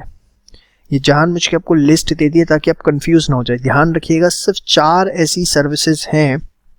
कौन कौन सी? Speed post, express parcel, life insurance और एजेंसी, जो डिपार्टमेंट ऑफ पोस्ट देता है तो जीएसटी उस पर एप्लीकेबल है, उसके अलावा जीएसटी एप्लीकेबल नहीं। और वो सर्विसेज भी अगर वो गवर्नमेंट को दे रहा है तो उस पर भी जीएसटी नहीं लगेगा। याद हो गया अब तो तुम्हें, इतनी बार बोला मैंने जानबूझ के। एयरक्राफ्ट वेसल से रिलेटेड है तो जीएसटी लगेगा, ट्रांसपोर्ट ऑफ गुड और पैसेंजर से रिलेटेड जीएसटी लगेगा, बिजनेस एंटिटी को दे रहा है तो जीएसटी लगेगा, प्रोवाइडेड उसका टर्नओवर थ्रेशोल्ड लिमिट से ऊपर हो। चलो अब याद हो गया तुम्हें 101%। इसको आप पहले नोट करना। चलिए इस पे आते हैं वापस। देखिए, services by way of tolerating non performance of contract. Suppose government ने कोई रोड बनाने का प्रोजेक्ट दिया था, हाईवे बनाने का, सामने वाली जो कंपनी है वो पूरा नहीं कर पाई, उससे डैमेजेस लिए, उसके लिए फाइन लिया, या कोई भी फाइन गवर्नमेंट कलेक्ट करती है किसी भी तरीके का, किसी भी लॉ में, आपने ट्रैफिक तोड़ा, उसका चालान आपको देना पड़ा, कुछ भी किसी भी तरह का डैमेज फाइन गवर्नमेंट कलेक्ट कर रही है तो उसके ऊपर जीएसटी नहीं लगेगा। ठीक है। General insurance services government provide कर रही है, ठीक है, चाहे उसका इंश्योरेंस प्रीमियम गवर्नमेंट पे करे या एम्प्लॉइज पे करे, डजंट मैटर। सर्विस कौन प्रोवाइड कर रहा है? By government. General insurance services अगर गवर्नमेंट प्रोवाइड कर रही है, किसको प्रोवाइड कर रही है? अपने एम्प्लॉइज को, तो वो एग्जेम्प्ट होगा। समझ में आई बात? श्योर। इसके बाद guarantee of loans taken by government undertakings और पब्लिक सेक्टर यूनिट्स। गवर्नमेंट ने गारंटी दी है लोन्स की, वो लोन्स जो कि लिए किसने? किसी गवर्नमेंट अंडरटेकिंग ने या पब्लिक सेक्टर यूनिट ने किसी बैंकिंग कंपनी या फाइनेंशियल इंस्टीट्यूशन से। उसकी गारंटी कौन दे रहा है? कोई गवर्नमेंट दे रही है, चाहे स्टेट गवर्नमेंट, चाहे सेंट्रल गवर्नमेंट, चाहे यूनियन टेरिटरी, ठीक है, या लोकल अथॉरिटी। तो एक तरह से गवर्नमेंट अपनी सर्विसेज देनी है, क्योंकि किसी के लोन की गारंटी देना भी एक सर्विस है, ठीक है। तो अगर कोई गवर्नमेंट अंडरटेकिंग या पीएसयू है, उसके लोन की guarantee central government, state government, union territory, local authority ने दी है, और वो लोन किसी बैंकिंग कंपनी या फाइनेंशियल इंस्टीट्यूशन से लिया गया है, तो वो एग्जेम्प्ट है। ये बड़ा इंपॉर्टेंट है, इसके ऊपर इस बार क्वेश्चन आने के चांसेस बहुत ज़्यादा हैं। याद रखना कि सिर्फ गवर्नमेंट अंडरटेकिंग और पीएसयू के लोन की गारंटी, नो अदर बिजनेस। मतलब सपोज कोई प्राइवेट बिजनेस है, ठीक है, और उसकी गारंटी गवर्नमेंट ने दी है, तो फिर वो यहाँ पर कवर अप नहीं होगा। ये आपके लिए लिख दिया, guarantee of private businesses are not covered here. तो देखिए, पूरी की पूरी एक लिस्ट आपको दे दी है और बड़े सिंप्लीफाई वे में दी है। आप देखिए, अभी तक जितना आपने पढ़ा, अगर उसे आप कंबाइन करें, डिपार्टमेंट ऑफ पोस्ट की 4 सर्विसेज हैं, हमेशा टैक्सेबल होंगी, बट हाँ, अगर वो सर्विसेज गवर्नमेंट को दी जा रही हैं तो टैक्सेबल नहीं होगी। एयरक्राफ्ट वेसल से रिलेटेड ट्रांसपोर्ट ऑफ गुड्स और पैसेंजर ऑलवेज टैक्सेबल। गवर्नमेंट किसी बिजनेस एंटिटी को कोई सर्विस दे रही है जिसका टर्नओवर थ्रेशोल्ड लिमिट से ऊपर है, टैक्सेबल। कौन सी नहीं है? Municipality function, panchayat, sovereign function exempt, old age homes same, charitable institution वाला exempt, issuance of passport exempt, department of post की कोई भी और सर्विस। ये सिर्फ मैंने नाम लिख दिया, रटना मत, एक बार लिख भी लोगे ना हो जाएगा, आपको याद होना चाहिए। वो 4 सर्विस टैक्सेबल है, बाकी सारी एग्जेम्प्ट है। इसके बाद कोई भी फाइन गवर्नमेंट कलेक्ट करिए किसी भी तरीके से, तो वो एग्जेम्प्ट। जनरल इंश्योरेंस सर्विस अपने एम्प्लॉइज को दे रही है, वो एग्जेम्प्ट। और सबसे ज़्यादा इंपॉर्टेंट जिस पे क्वेश्चन आने के चांसेस सबसे ज़्यादा है, गारंटी ऑफ लोन, जो कि गवर्नमेंट नहीं दिया, किसी गवर्नमेंट कंपनी की, पब्लिक सेक्टर यूनिट की, जो कि लोन लिया गया बैंकिंग कंपनी या फाइनेंशियल इंस्टीट्यूशन से, तो वो एग्जेम्प्ट है। लेकिन हाँ, यही गारंटी किसी प्राइवेट बिजनेस के रिस्पेक्ट में गवर्नमेंट ने दी है तो वो एग्जेम्प्ट नहीं होगा, वो टैक्सेबल होगा। समझ में आई बात? श्योर। इसके बाद अगर हम कुछ स्पेशल पॉइंट्स की बात करें, services provided by central government, state government, union territory, local authority to each other is exempt. Suppose central government state government को कोई सर्विस देती है, या स्टेट गवर्नमेंट, किसी एक स्टेट गवर्नमेंट ने दूसरे स्टेट गवर्नमेंट को कोई सर्विस दी। Let us take an example, Gujarat के अंदर दिल्ली से कुछ डॉक्टर्स भेजे गए या टीचर्स भेजे गए, तो एक स्टेट गवर्नमेंट दूसरी स्टेट गवर्नमेंट को सर्विस दे रही है, तो वो सब एग्जेम्प्ट है। ठीक है। Services provided by central government, state government, union territory where consideration for such services does not exceed ₹5,000 in a financial year. ये क्या है, ध्यान से देखिए। ये तो था फर्स्ट वाला कि central government, state government, union territory आपस में एक दूसरे को सर्विस दे रहे हैं। सेकंड क्या है कि अगर ये सर्विस दे रहे हैं कोई और कंसीडरेशन 5,000 रुपए से ज्यादा इन अ फाइनेंशियल ईयर नहीं है, तो उसको वैसे ही एग्जेम्प्ट कर दिया गया है। समझ में आई बात? ये किसी भी बिजनेस यूनिट को हो सकती है, किसी को भी हो सकती है, बट 5,000 रुपए से ऊपर in a financial year central government, state government उसके लिए चार्ज ना करें। Services by way of registration under any law, testing, safety check etcetera, जैसे ट्रांसपोर्ट डिपार्टमेंट से आप लाइसेंस इशू करवाते हो, टेस्टिंग होती है, रिन्यूअल ऑफ लाइसेंस होते हैं, सेफ्टी चेक्स होते हैं, फायर डिपार्टमेंट के सेफ्टी चेक्स होते हैं, तो वो सर्विसेज सारी एग्जेम्प्ट है। 3 पॉइंट समझ में आ गए? ये स्पेशल पॉइंट्स बहुत इंपॉर्टेंट है, ध्यान से देखिएगा। उसके बाद right to use natural resources. देखिए, गवर्नमेंट जो है वो लाइसेंस प्रोवाइड करती है, जिसके थ्रू जो बेसिकली प्राइवेट एंटरप्रेन्योर्स हैं वो नेचुरल रिसोर्सेज को यूज करते हैं और उसके बदले में रॉयल्टी देते हैं गवर्नमेंट को। ठीक है, तो वो टैक्सेबल है, वो एक तरह से पूरा टैक्सेबल है। लेकिन अगर ये राइट्स दिए गए थे 1 अप्रैल 2016 से पहले, तो वो एग्जेम्प्ट है। या किसी इंडिविजुअल फार्मर को दिया गया कोई right for the purpose of agriculture, तो एग्जेम्प्ट है। जैसे नदियां जो होती हैं, तो उसके अंदर बेसिकली मछली पकड़ने के राइट्स दिए जाते हैं कि इस एरिया से इस एरिया के बीच में आप मछली पकड़ सकते हो, इतनी मछलियां पकड़ सकते हो, सबके लाइसेंस मिलते हैं बेसिकली। तो कोई देखो, जब आप बात करते हो ना right to use natural resources, ये मत सोचो कि सिर्फ उसके अंदर कोल ही आता है या ऑयल ही आता है। किसी नेचुरल रिसोर्स में कोई भी चीज आती है, तो उसको यूज करने की अगर गवर्नमेंट लाइसेंस देती है, जैसे मैंने आपको नदियों का एग्जाम्पल दिया, नदियां तालाब होते हैं, इनके लाइसेंस दिए जाते हैं कि इस तालाब से मछलियां कौन निकाल सकता है, कौन उसको टेक केयर करेगा, सब लाइसेंस दिए जाते हैं। उसके लिए गवर्नमेंट रॉयल्टी लेती है बाकायदा। तो अगर वो किसी इंडिविजुअल फार्मर को दिया गया for the purpose of agriculture, तो एग्जेम्प्ट है। या अगर वो राइट दिया गया था 1 अप्रैल 2016 से पहले, तो एग्जेम्प्ट है। वेरी इंपॉर्टेंट, इसीलिए मैंने डिफरेंट पेन भी यहाँ यूज किया। समझ में आई बात? श्योर। इसके बाद है मर्चेंट ओवरटाइम चार्जेस। ये क्या होते हैं बेसिकली? इसके अंदर स्टेट गवर्नमेंट या सेंट्रल गवर्नमेंट जो है अपने ऑफिसर्स को भेजती है आफ्टर ऑफिशियल आवर्स या हॉलीडेज में, कि वो जाकर जो इंपोर्ट एक्सपोर्ट से रिलेटेड कार्गो हैं उनकी चेकिंग करें, और उसके लिए वो पेमेंट चार्ज करती है मर्चेंट ओवरटाइम चार्जेस के नाम से। ठीक है, इसे आप कस्टम में पढ़ेंगे, कस्टम एक्ट जब आप पढ़ेंगे आगे हायर लेवल पे। तो सिंपल अभी आपको इतना ध्यान रखना है, अगर मर्चेंट ओवरटाइम चार्जेस जो कि इंपोर्ट एक्सपोर्ट कार्गो की इंस्पेक्शन से रिलेटेड होते हैं, वो एग्जेम्प्ट है। समझ में आई बात? आपकी रेफरेंस के लिए लिख दे, इसे चेक कर लीजिएगा। इसके बाद नेक्स्ट है state government services to access royalty collection contractor, ERCC जिनको बोला जाता है। इसमें स्टेट गवर्नमेंट क्या करती है, अपने रॉयल्टी कलेक्ट करने का जो राइट है वो दे देती है ERCC को। तो यहाँ पर एक तरह से गवर्नमेंट सर्विस दे रही है कि आप हमारे बिहाफ पर ये रॉयल्टी कलेक्ट करें। ठीक है, तो वो एग्जेम्प्ट है subject to specified conditions. Conditions में जाने की हमें अभी ज़रूरत नहीं है। तो मोटा मोटा देखिए, बहुत बड़ा प्रोविज़न है जिसे भगवान की दया से कोशिश करिए कि बहुत अच्छे से सिंप्लीफाई किया जाए। अदरवाइज आप देखेंगे बुक में बहुत हाईली, आप कह सकते हैं टाइम कंज्यूमिंग प्रोविज़न है ये। तो इसको आप प्लीज़, ये वाला पार्ट नोट करने की ज़रूरत नहीं है, जस्ट रेफरेंस के लिए था। ये वाला पूरा पार्ट, ये पूरा चार्ट और ये स्पेशल पॉइंट नोट डाउन कर लीजिए फास्ट। चलिए बच्चों, अब बात करते हैं exemption related to services to government. देखिए साफ साफ सिर्फ सर्विसेज कवर्ड है, ना कि गुड्स। मतलब जिन सर्विसेज की अब हम बात करने जा रहे हैं, अगर ये सर्विसेज गवर्नमेंट को प्रोवाइड की गई हैं तो ये एग्जेम्पशन नोटिफिकेशन से कवर अप है। तो सबसे पहले तो बाय जीएसटीएन, अब ये तो आपको बताने की ज़रूरत नहीं है, goods and service tax network जो है जिस पे पूरा का पूरा आईटी सपोर्ट हमारा टिका हुआ है, वो अगर सर्विस दे रहा है गवर्नमेंट को तो वो एग्जेम्पशन नोटिफिकेशन से कवर अप है। जितनी भी फेयर प्राइस शॉप्स हैं वो जो सर्विसेज दे रही हैं गवर्नमेंट को, जो वो राशन डिस्ट्रीब्यूट करती हैं बेसिकली, वो भी एग्जेम्प्ट है। Under any insurance scheme for which the premium is paid by government, कोई भी ऐसी इंश्योरेंस स्कीम जिसका गवर्नमेंट प्रीमियम पे कर रही है, मतलब गवर्नमेंट को सर्विसेज दी जा रही है बाय द इंश्योरेंस कंपनी, तो वो भी एग्जेम्प्ट है।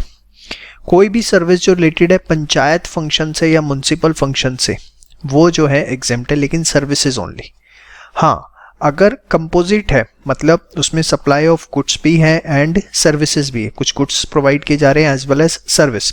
सपोज किसी म्युनिसिपैलिटी के अंदर बायोमेट्रिक मशीन्स लगनी है, तो वहाँ गुड्स भी सप्लाई किए जा रहे हैं एज वेल एज सर्विसेज भी जा रही, तो वो एग्जेम्प्ट होगी if only value of goods is less than और इक्वल टू टोटल वैल्यू, मतलब गुड्स की वैल्यू जो है वो टोटल कंसिडरेशन के 25% से ज़्यादा नहीं होनी चाहिए।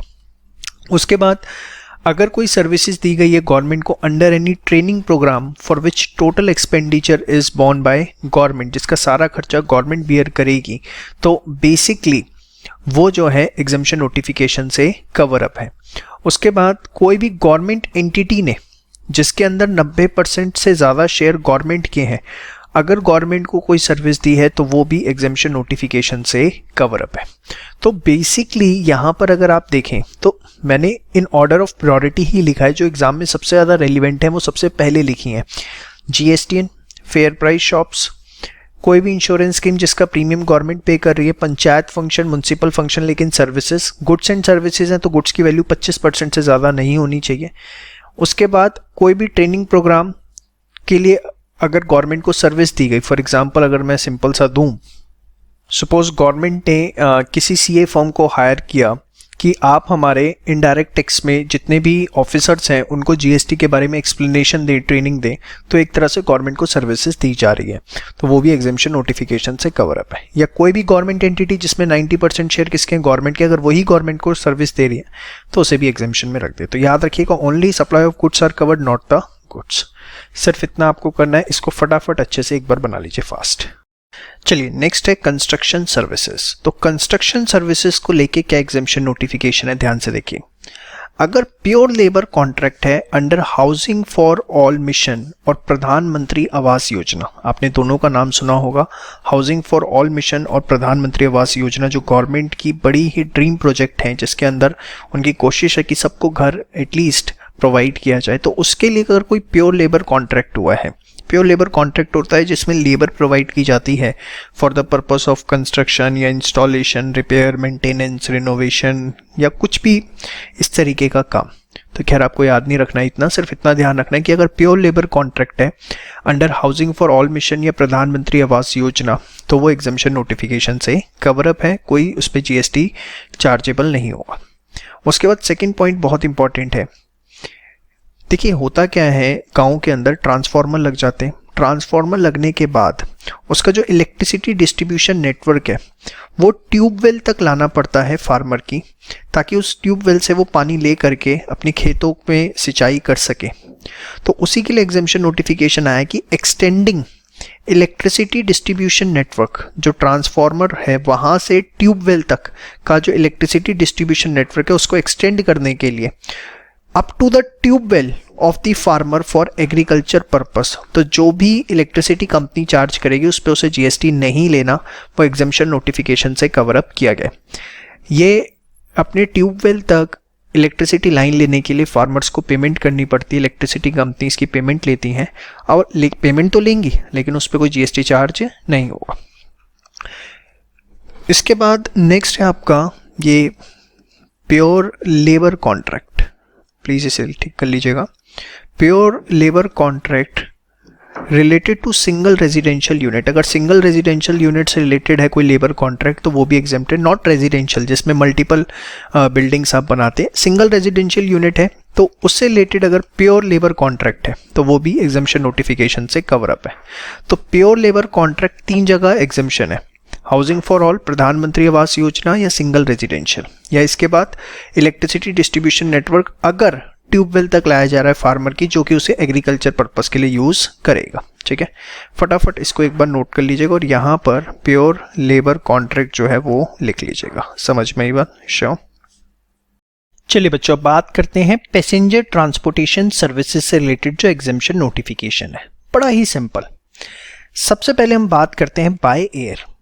देखिए, बाय एयर से रिलेटेड 2 एग्जम्पशन नोटिफिकेशन है। सबसे पहली, जो नॉर्थ ईस्ट के स्टेट्स हैं, दैट इज अरुणाचल प्रदेश, असम, मणिपुर, मेघालय, मिजोरम, नागालैंड, सिक्किम, त्रिपुरा और बागडोगरा वेस्ट बंगाल में आता है जो कि, तो यहां से अगर कोई भी प्लेन टेक ऑफ करता है या यहां पर कोई भी प्लेन लैंड करता है, एम्बार्किंग फ्रॉम मतलब टेक ऑफ करना, टर्मिनेटिंग इन मतलब लैंड करता है, तो कोई भी पैसेंजर प्लेन, बेसिकली प्लेन से मेरा मतलब है, तो कोई भी फ्लाइट यहां से टेक ऑफ या लैंड करती है तो वो बेसिकली जीएसटी एग्जम्पशन नोटिफिकेशन में कवर अप होती है। मतलब उस फ्लाइट टिकट पे कोई जीएसटी चार्ज नहीं होगा।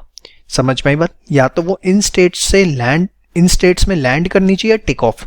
सपोज दिल्ली से बागडोगरा की फ्लाइट है, कोई जीएसटी नहीं लगेगा। बागडोगरा से मुंबई की फ्लाइट है, कोई जीएसटी नहीं लगेगा। तो कोई भी एक चीज होनी चाहिए, तो लैंड या take off. Second, by air से रिलेटेड जो है, एक है वायबिलिटी गैप फंडिंग। बेसिकली जो हमारे प्राइम मिनिस्टर हैं, उनका एक प्रोजेक्ट था जो आपने सुना भी होगा कि जो हवाई चप्पल भी पहनते हैं वो हवाई यात्रा कर सकें। तो उसके लिए उन्होंने रीजनल कनेक्टिविटी स्कीम स्टार्ट की थी, जिसके अंदर ऐसे रूट्स के ऊपर फ्लाइट्स चलाई गई थी जिनका जो ट्रैवलिंग टाइम है 1 घंटे से तक का होगा मैक्सिमम, या 1 घंटे से कम होगा, और उस पर कैपिंग लगा दी गई थी कि एयरलाइन जो है 2500 रुपये से ऊपर फ्लाइट के चार्जेस नहीं रख सकती। तो एयरलाइंस को पुश करने के लिए कि वो इन रूट्स के ऊपर अपनी फ्लाइट्स चलाएं और उनको जो लॉसेस हो रहे हैं उसको सपोर्ट देने के लिए viability gap funding central government provide करती है, provided by government to airlines against services of embarking और terminating at airports covered by regional connectivity schemes. इसमें छोटे छोटे सिटीज, टाउन्स जो टियर 2 हैं उनको कनेक्ट किया जा रहा है। ठीक है, तो ये बाय एयर से रिलेटेड 2 हैं जिस पे एग्जम्पशन नोटिफिकेशन अप्लाई होता है। फिर बात आती है रेलवे की। तो रेलवे में अदर देन फर्स्ट क्लास और air condition coach, simple words में अगर मैं बोलूं तो एयर कंडीशन कोच जितने भी हैं, अगर आप उससे ट्रेवलिंग कर रहे हैं तो जीएसटी का बेनिफिट नहीं मिलेगा, एग्जम्पशन नोटिफिकेशन से कवर अप नहीं होता। लेकिन अगर आप स्लीपर क्लास, जनरल क्लास या कोई और टिकट लेते हैं रेलवे का, तो फिर एग्जम्पशन नोटिफिकेशन अप्लाई होता है, कोई जीएसटी चार्ज नहीं किया जाएगा। इसके बाद मेट्रो, मोनोरेल, ट्रामवे, कोई जीएसटी चार्ज नहीं किया जाएगा। लेकिन रोपवे यहाँ नहीं लिखा हुआ, मतलब रोपवे जो है वो टैक्सेबल है। Transport of passengers by ropeway is basically taxable, ये मैंने 3rd पॉइंट यहाँ पर लिख दिया है। समझ में आई बात? तो सिर्फ मेट्रो, मोनोरेल एंड ट्रामवे ये जो है आपका एग्जेम्प्टेड। ट्रामवे क्या होता है, अगर आपने देखा हो, रोड पे पटरी पीछे होती है, ट्रेन चल रही होती है। दिल्ली में थी, अब सिर्फ कैलकाटा के अंदर है फिलहाल तो इंडिया में। उसके बाद इनलैंड वाटरवेज के थ्रू पब्लिक ट्रांसपोर्ट हो रहा है, या मैं सिंपल वर्ड्स में बोलूँ तो public transport in a vessel. कोई भी वेसल में पब्लिक ट्रांसपोर्ट हो रहा है, बट वो टूरिज्म पर्पस के लिए नहीं होना चाहिए। जैसे इस तरह के जो शिप्स होते हैं वो टूरिज्म पर्पस के लिए यूज होते हैं, जिससे लोग हायर करते हैं। लेकिन अगर टूरिज्म पर्पस के लिए जीएसटी लगेगा, बट अगर डेली रूट्स पे कुछ वेसल्स चलते हैं पब्लिक ट्रांसपोर्ट को ध्यान में रखते हुए, तो फिर वो जीएसटी के स्कोप से बाहर है, एग्जम्पशन नोटिफिकेशन से कवर अप है। देखिए, कुछ ऐसे रूट्स भी हो सकते हैं जहां पे पब्लिक ट्रांसपोर्ट की तरह भी यूज किया जाता हो, एज वेल एज टूरिस्ट भी उसे यूज करते हैं। जैसे बनारस में हो गया, या आप वेस्ट बंगाल में गंगा सागर जाएं वहां हो सकता है। साउथ इंडिया में काफी ऐसी जगह है जो रेगुलर रूट्स हैं, लेकिन टूरिस्ट भी उसे यूज करते हैं अपने टूरिज्म पर्पस के लिए। तो अगर कोई रेगुलर रूट है जो कि बेसिकली पब्लिक ट्रांसपोर्ट के लिए, लेकिन टूरिस्ट भी उसे कुछ यूज करते हैं कभी कभी, या कुछ टूरिस्ट होते हैं, तो फिर भी वो एग्जम्पशन नोटिफिकेशन से कवर अप होगा। ध्यान से देखिए, मैंने लिख दिया है यहाँ पर आपके लिए। Predominantly for tourism purpose, vessel plying between places located in India, even some of the passengers on board are using the service for tourism. Such service is not for tourism purpose, तब भी उसे tourism purpose के लिए नहीं माना जाएगा। जब हम बोलते हैं अदर देन प्रीडोमिनेंटली, प्रीडोमिनेंट का मतलब कि वो एक्सक्लूसिव चलता ही टूरिज्म पर्पस के लिए है। और इसकी सबसे अच्छी पहचान पता है क्या होती है? जो टूरिज्म पर्पस के लिए होगा ना, उसका जनरली स्पेसिफिक रूट नहीं होगा कि वो एक स्पेसिफिक रूट पे चल रहा है, ऐसा नहीं होगा। जो स्पेसिफिक रूट पे चलते हैं और एक टाइम बाउंड मैनर में चलते हैं कि डेली शाम को 7 बजे शिप यहाँ से चलेगा और वहाँ पहुँचेगा, ठीक है, तो वो जनरली पब्लिक ट्रांसपोर्ट के लिए होते हैं। टूरिज्म पर्पस वाले क्या होते हैं कि जो भी टूर पर है वो अपने हिसाब से बुक करवाता है, अपने हिसाब से उसका रूट डिज़ाइन करवाता है, जनरली जो होता है। इसके बाद जितनी भी meter cab, auto rickshaw, e rickshaw हैं, ठीक है, वो भी एग्जम्पशन नोटिफिकेशन से कवर अप है। Other than radio taxi, radio taxi इसके अंदर नहीं आती। रेडियो टैक्सी क्या होती है? रेडियो टैक्सी में 2 वे कम्युनिकेशन सिस्टम होता है बेसिकली, जिसके अंदर सेंट्रल ऑफिस से रेड टैक्सी को मॉनिटर किया जाता है थ्रू जीपीएस सिस्टम, ठीक है, तो वो इसके अंदर कवर अप नहीं होती। मतलब उबर, ओला जो है वो टैक्सेबल है, उस पर जीएसटी चार्ज होगा। समझ में आई बात? मीटर कैब अलग होती हैं, आपने मीटर कैब्स देखी होंगी, जो बेसिकली मीटर लगा होता है और जैसे आप बैठते हैं वो मीटर ऑन कर देता है। लेकिन रेडियो टैक्सी एक अलग है जिसके अंदर 2 वे रेडियो कम्युनिकेशन सिस्टम होता है, सेंट्रल कंट्रोल ऑफिस से through GPS, that is global positioning system के थ्रू वो ऑपरेट हो रहा होता है। रेडियो टैक्सी जो है वो टैक्सेबल है। समझ में आई बात? इसके बाद स्टेज कैरेज जो होती हैं, स्टेट के जो ट्रांसपोर्ट सिस्टम होते हैं, उनकी जितनी भी बसेस चल रही हैं अदर देन एयर कंडीशनड, अगर उनकी एयर कंडीशन बसेस चल रही हैं तो जीएसटी लगेगा। लेकिन जनरली जैसे एक स्टेट से दूसरे स्टेट में या स्टेट कैरेज के अंदर जो बहुत सारी विद इन सिटीज़ होती हैं किसी स्टेट में, उनके बीच में जो ट्रांसपोर्ट सिस्टम स्टेज कैरेज का चल रहा है, बट एयर कंडीशन बसेस नहीं, एयर कंडीशन बस पे जीएसटी लगेगा, नॉन एयर कंडीशन बस हैं तो जीएसटी नहीं लगेगा। इसके बाद कई बार क्या होता है, जो स्टेज कैरेज होती है उसकी बसेस सफिशिएंट नहीं होती, खासकर त्योहार का जब मौसम आता है या कुछ ऐसे स्पेसिफिक रूट्स हो सकते हैं जहाँ पे डिमांड बहुत ज़्यादा हो, तो वहाँ पर जो प्राइवेट कॉन्ट्रैक्टर्स होते हैं उनको बेसिकली परमिट दे दिया जाता है कि आप इस रूट पे भी अपनी बसेस चला सकते हैं, ठीक है, उनको कॉन्ट्रैक्ट कैरेज बोला जाता है। तो अगर उनकी भी नॉन एयर कंडीशनड बसेस चल रही हैं उन रूट्स के ऊपर, पब्लिक ट्रांसपोर्ट के पॉइंट ऑफ व्यू से, पब्लिक ट्रांसपोर्ट के लिए लिखा है यहाँ पे बकायदा, तो वो भी फिर एग्जम्पशन नोटिफिकेशन से कवर अप होंगी, लेकिन वो नॉन एयर कंडीशनड होनी चाहिए। एयर कंडीशनड है तो नहीं चलेगा। देखिए सिंपल सी बात ध्यान रखिए, एयर कंडीशन यहाँ भी, यहाँ भी, यहाँ भी एयर कंडीशन है, जीएसटी दो भैया। एसी में जाना है तो सरकार का भी फिर फायदा सोचो, सीधी सी बात है, नॉन एसी होना चाहिए।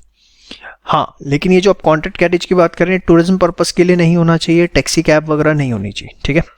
तो आप मोटी मोटी अगर बात ध्यान रखें ना, तो उनका कहना मकसद ये है एग्जम्पशन नोटिफिकेशन बनाते हो कि भैया अगर टूरिज्म पर्पस के लिए है ना, तो फिर सरकार को भी जीएसटी चाहिए, क्योंकि भैया टूर पे जो बंदा निकला है उसकी जेब में वैसे होंगे। सेकंड, अगर एयर कंडीशन में कोई ट्रैवल कर रहा है तो उससे जीएसटी लेंगे। बस मेन 2 बातें अगर आप ध्यान रखो तो वो ये हैं। और नॉर्थ ईस्ट को प्रमोट करने के लिए उन्होंने एग्जम्पशन नोटिफिकेशन दे दिया। अगर आप पूरा का पूरा देखें कि पिक्चर क्या है तो आपके सामने है। इधर ये 3 मैंने आपको बता दिए। 4th, हाँ, services provided bye cruise ships, charter vessels, ये भी क्या होंगी? टैक्सेबल होंगी। तो ये था आपका पैसेंजर ट्रांसपोर्टेशन सर्विस को लेके पूरा का पूरा एग्जम्पशन नोटिफिकेशन। इसे फटाफट आप एक बार नोट डाउन कर लीजिए, ठीक है। यहाँ तक आपकी ऑलमोस्ट 50% एग्जम्पशंस जो हैं वो ओवर हो चुकी हैं। एक बार सारी की सारी एग्जम्पशंस अब आप रिवाइज कर लीजिए। चलिए बच्चों, बात करते हैं गुड्स ट्रांसपोर्टेशन सर्विसेज की। तो गुड्स ट्रांसपोर्टेशन सर्विसेज को 4 कैटेगरी में यहाँ डिवाइड किया है, by road, by inland waterways, railway या गुड्स ट्रांसपोर्ट एजेंसी, या 4th कैटेगरी है आपका बाय एयर। तो देखिए बहुत सिंपल है, इसमें कुछ भी ऐसा टेक्निकल नहीं है। इनलैंड वाटरवेज से अगर कुछ भी ट्रांसपोर्ट किया जा रहा है, कोई भी तरह के गुड्स, तो वो एग्जेम्प्ट है। रेलवे के थ्रू अगर रिलीफ मटेरियल, डिफेंस या मिलिट्री इक्विपमेंट, न्यूज़पेपर्स, मैगजीन्स, किसी भी तरीके का रेलवे का खुद का material, agricultural produce, milk, salt, food grains या ऑर्गेनिक मैन्योर्स, अगर ये ट्रांसपोर्ट किए जाते हैं थ्रू रेलवे तो वो एग्जेम्प्ट है। इवन ये वेसल के थ्रू भी किए जाएंगे तो भी क्या होगा? एग्जेम्प्ट होगा, क्योंकि हमने देखा इनलैंड वाटरवेज से कुछ भी किया जाता है तो वो एग्जेम्प्ट है, ठीक है। अभी जीटीए पे मैंने डिस्कशन नहीं किया, अभी मैंने सिर्फ रेलवे की बात की है और इनलैंड वाटरवेज, ये क्लियर है आपको।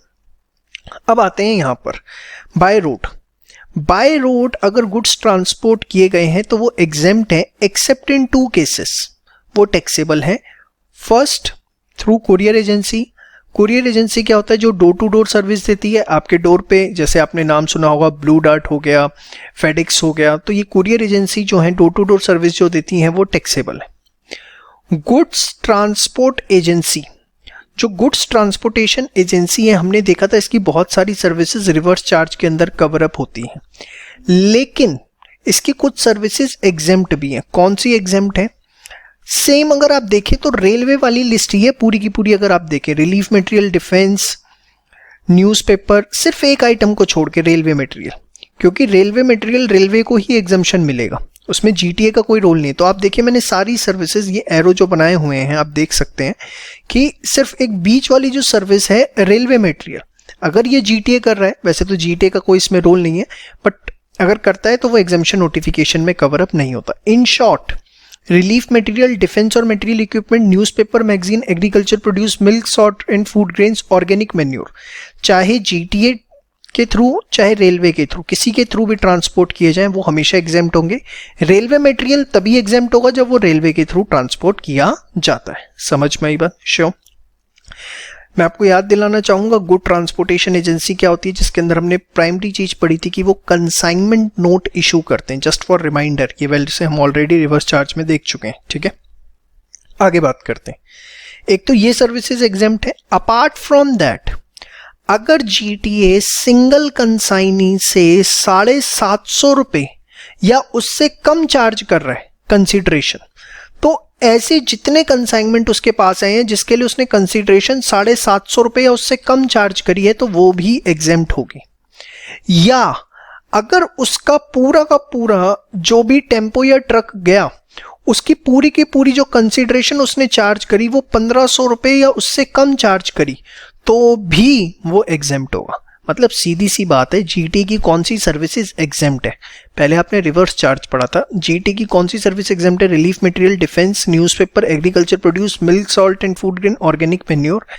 उसके अलावा 6 सर्विसेज तो ये हो गई। 7वां नंबर, अगर वो कंसाइनी से 750 रुपए से कम की कंसिडरेशन चार्ज कर रहा है या 750 तक चार्ज कर रहा है, तो वो भी क्या है? एग्जेम्प्ट है। या अगर किसी कंसाइनी ने पूरा का पूरा ट्रक बुक करवा दिया, टेम्पो बुक करवाया और उसने 1500 रुपए से कम की कंसिडरेशन चार्ज करी या 1500 चार्ज करी, तो भी वो क्या होगा? एग्जेम्प्ट होगा। अब बड़े ध्यान से देखिए, बाय रोड अगर गुड्स ट्रांसपोर्ट किए जाते हैं by person other then courier agency और जीटीए। अब सर, कुरियर एजेंसी और जीटी के अलावा फिर बचा कौन?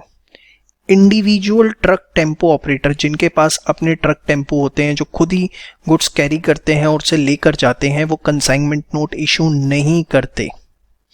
Who do not issue consignment note are not covered. इसका मतलब इंडिविजुअल ट्रक ऑपरेटर है या टेम्पो ऑपरेटर है, वो अपनी सर्विसेज अगर प्रोवाइड कर रहा है तो वो क्या होगी? वो एग्जेम्प्ट होगी। Who do not issue consignment note are not covered under GTA। बेशक आप इसे पूरा ऐसे लिख लेंगे, वो GTA का पार्ट नहीं है। तो मोटा मोटा अगर मैं आपको पूरा का पूरा क्रक्स बताऊं, by road individual truck tempo operator जो कंसाइनमेंट नोट इशू नहीं करता, उसकी सर्विसेज एग्जेम्प्ट है। कुरियर एजेंसी की एग्जेम्प्ट नहीं है, टैक्सेबल है। जीटीए की एग्जेम्प्ट है अगर वो relief material, defence, newspaper, agriculture, milk, salt, food grains, organic manure या कंसाइनी से कंसिडरेशन 750 रुपए से कम की चार्ज है या सिंगल कैरेज की कंसिडरेशन 1500 रुपए से कम है, तो एग्जेम्प्ट है। रेलवे से 1 2 3 4 5 6 7 ये एग्जेम्प्ट है सारा का सारा, इवन बाय वेसल। मतलब रेलवे मटेरियल चाहे वो रेल से जाए, रेलवे से जाए, चाहे वेसल के थ्रू जाए, दोनों ही सिचुएशन में ये एग्जेम्प्ट हो जाएगा, बट नॉट बाय जीटीए। समझ में आई बात? इसके बाद फोर्थ है आपका बाय एयर। बाय एयर में क्या है? कस्टम स्टेशन इन इंडिया से अगर आउटसाइड इंडिया गुड्स जाते हैं। कस्टम स्टेशन क्या होता है? जहां पर बेसिकली अगर आपको गुड्स एक्सपोर्ट करने हैं तो सबसे पहले कस्टम स्टेशन पे लेके जाने होते हैं जहां उन्हें क्लियरेंस दी जाती है। तो वहां से अगर गुड्स ट्रांसपोर्ट हुए हैं to a place outside India, तो वो एग्जेम्प्ट है 30 सितंबर 2019 तक। उसके बाद अगर ये एग्जेम्पशन नोटिफिकेशन एक्सटेंड नहीं हुआ तो वो टैक्सेबल हो जाए। या सेम वे अगर आउटसाइड इंडिया से गुड्स आते हैं by way of transport up to the custom station in India, तो वो भी क्या है, एग्जेम्प्ट है, लेकिन उस पर कोई डेट स्पेसिफिक नहीं है, मतलब अभी वो एग्जेम्पशन नोटिफिकेशन चलता रहेगा। बहुत इंपॉर्टेंट है और one of the technical exemption है, बड़े ध्यान से इसको देखिए। अब इसमें एक छोटा सा चेंज आ गया है बच्चों, ये एग्जेम्पशन नोटिफिकेशन एक्सटेंड होकर 30 सितंबर 2020 इसकी डेट हो गई है और एयर के साथ साथ वेजल को भी इसमें कवर अप किया जाएगा। इसके बाद स्पेशल पॉइंट्स में आते हैं। अंगाड़िया, अंगाड़िया क्या होता है, बेसिकली प्राइवेट कुरियर सर्विसेज होती है। जो टॉप क्लास बिजनेसमैन है वो जनरली अंगाड़िया यूज़ करते हैं, गुजरात मुंबई में बहुत ज़्यादा फेमस है। इसके अंदर अंगाड़िया जो हैं वो बेसिकली ट्रस्ट बेसिस पे काम चलता है और बड़े करोड़ों रुपए के ट्रांजैक्शन इधर के उधर किए जाते हैं। इनफैक्ट गुजरात में जितने भी डायमंड ट्रेडर्स हैं, अगर अंगाड़ियाँ छुट्टी पे चले जाएं तो वो उतने दिन तक ट्रेड नहीं करते। जैसे दिवाली पे अंगाड़ियाँ जनरली 15 दिन की छुट्टी पर होते हैं, तो अंगाड़ियों का 15 दिन की छुट्टी है, तो गुजरात के डायमंड ट्रेडर्स 15 दिन ट्रेड नहीं करते। ये लोग हाई वैल्यू के गुड्स या जो पैसे हैं वो एक जगह से दूसरी जगह पहुंचाते हैं।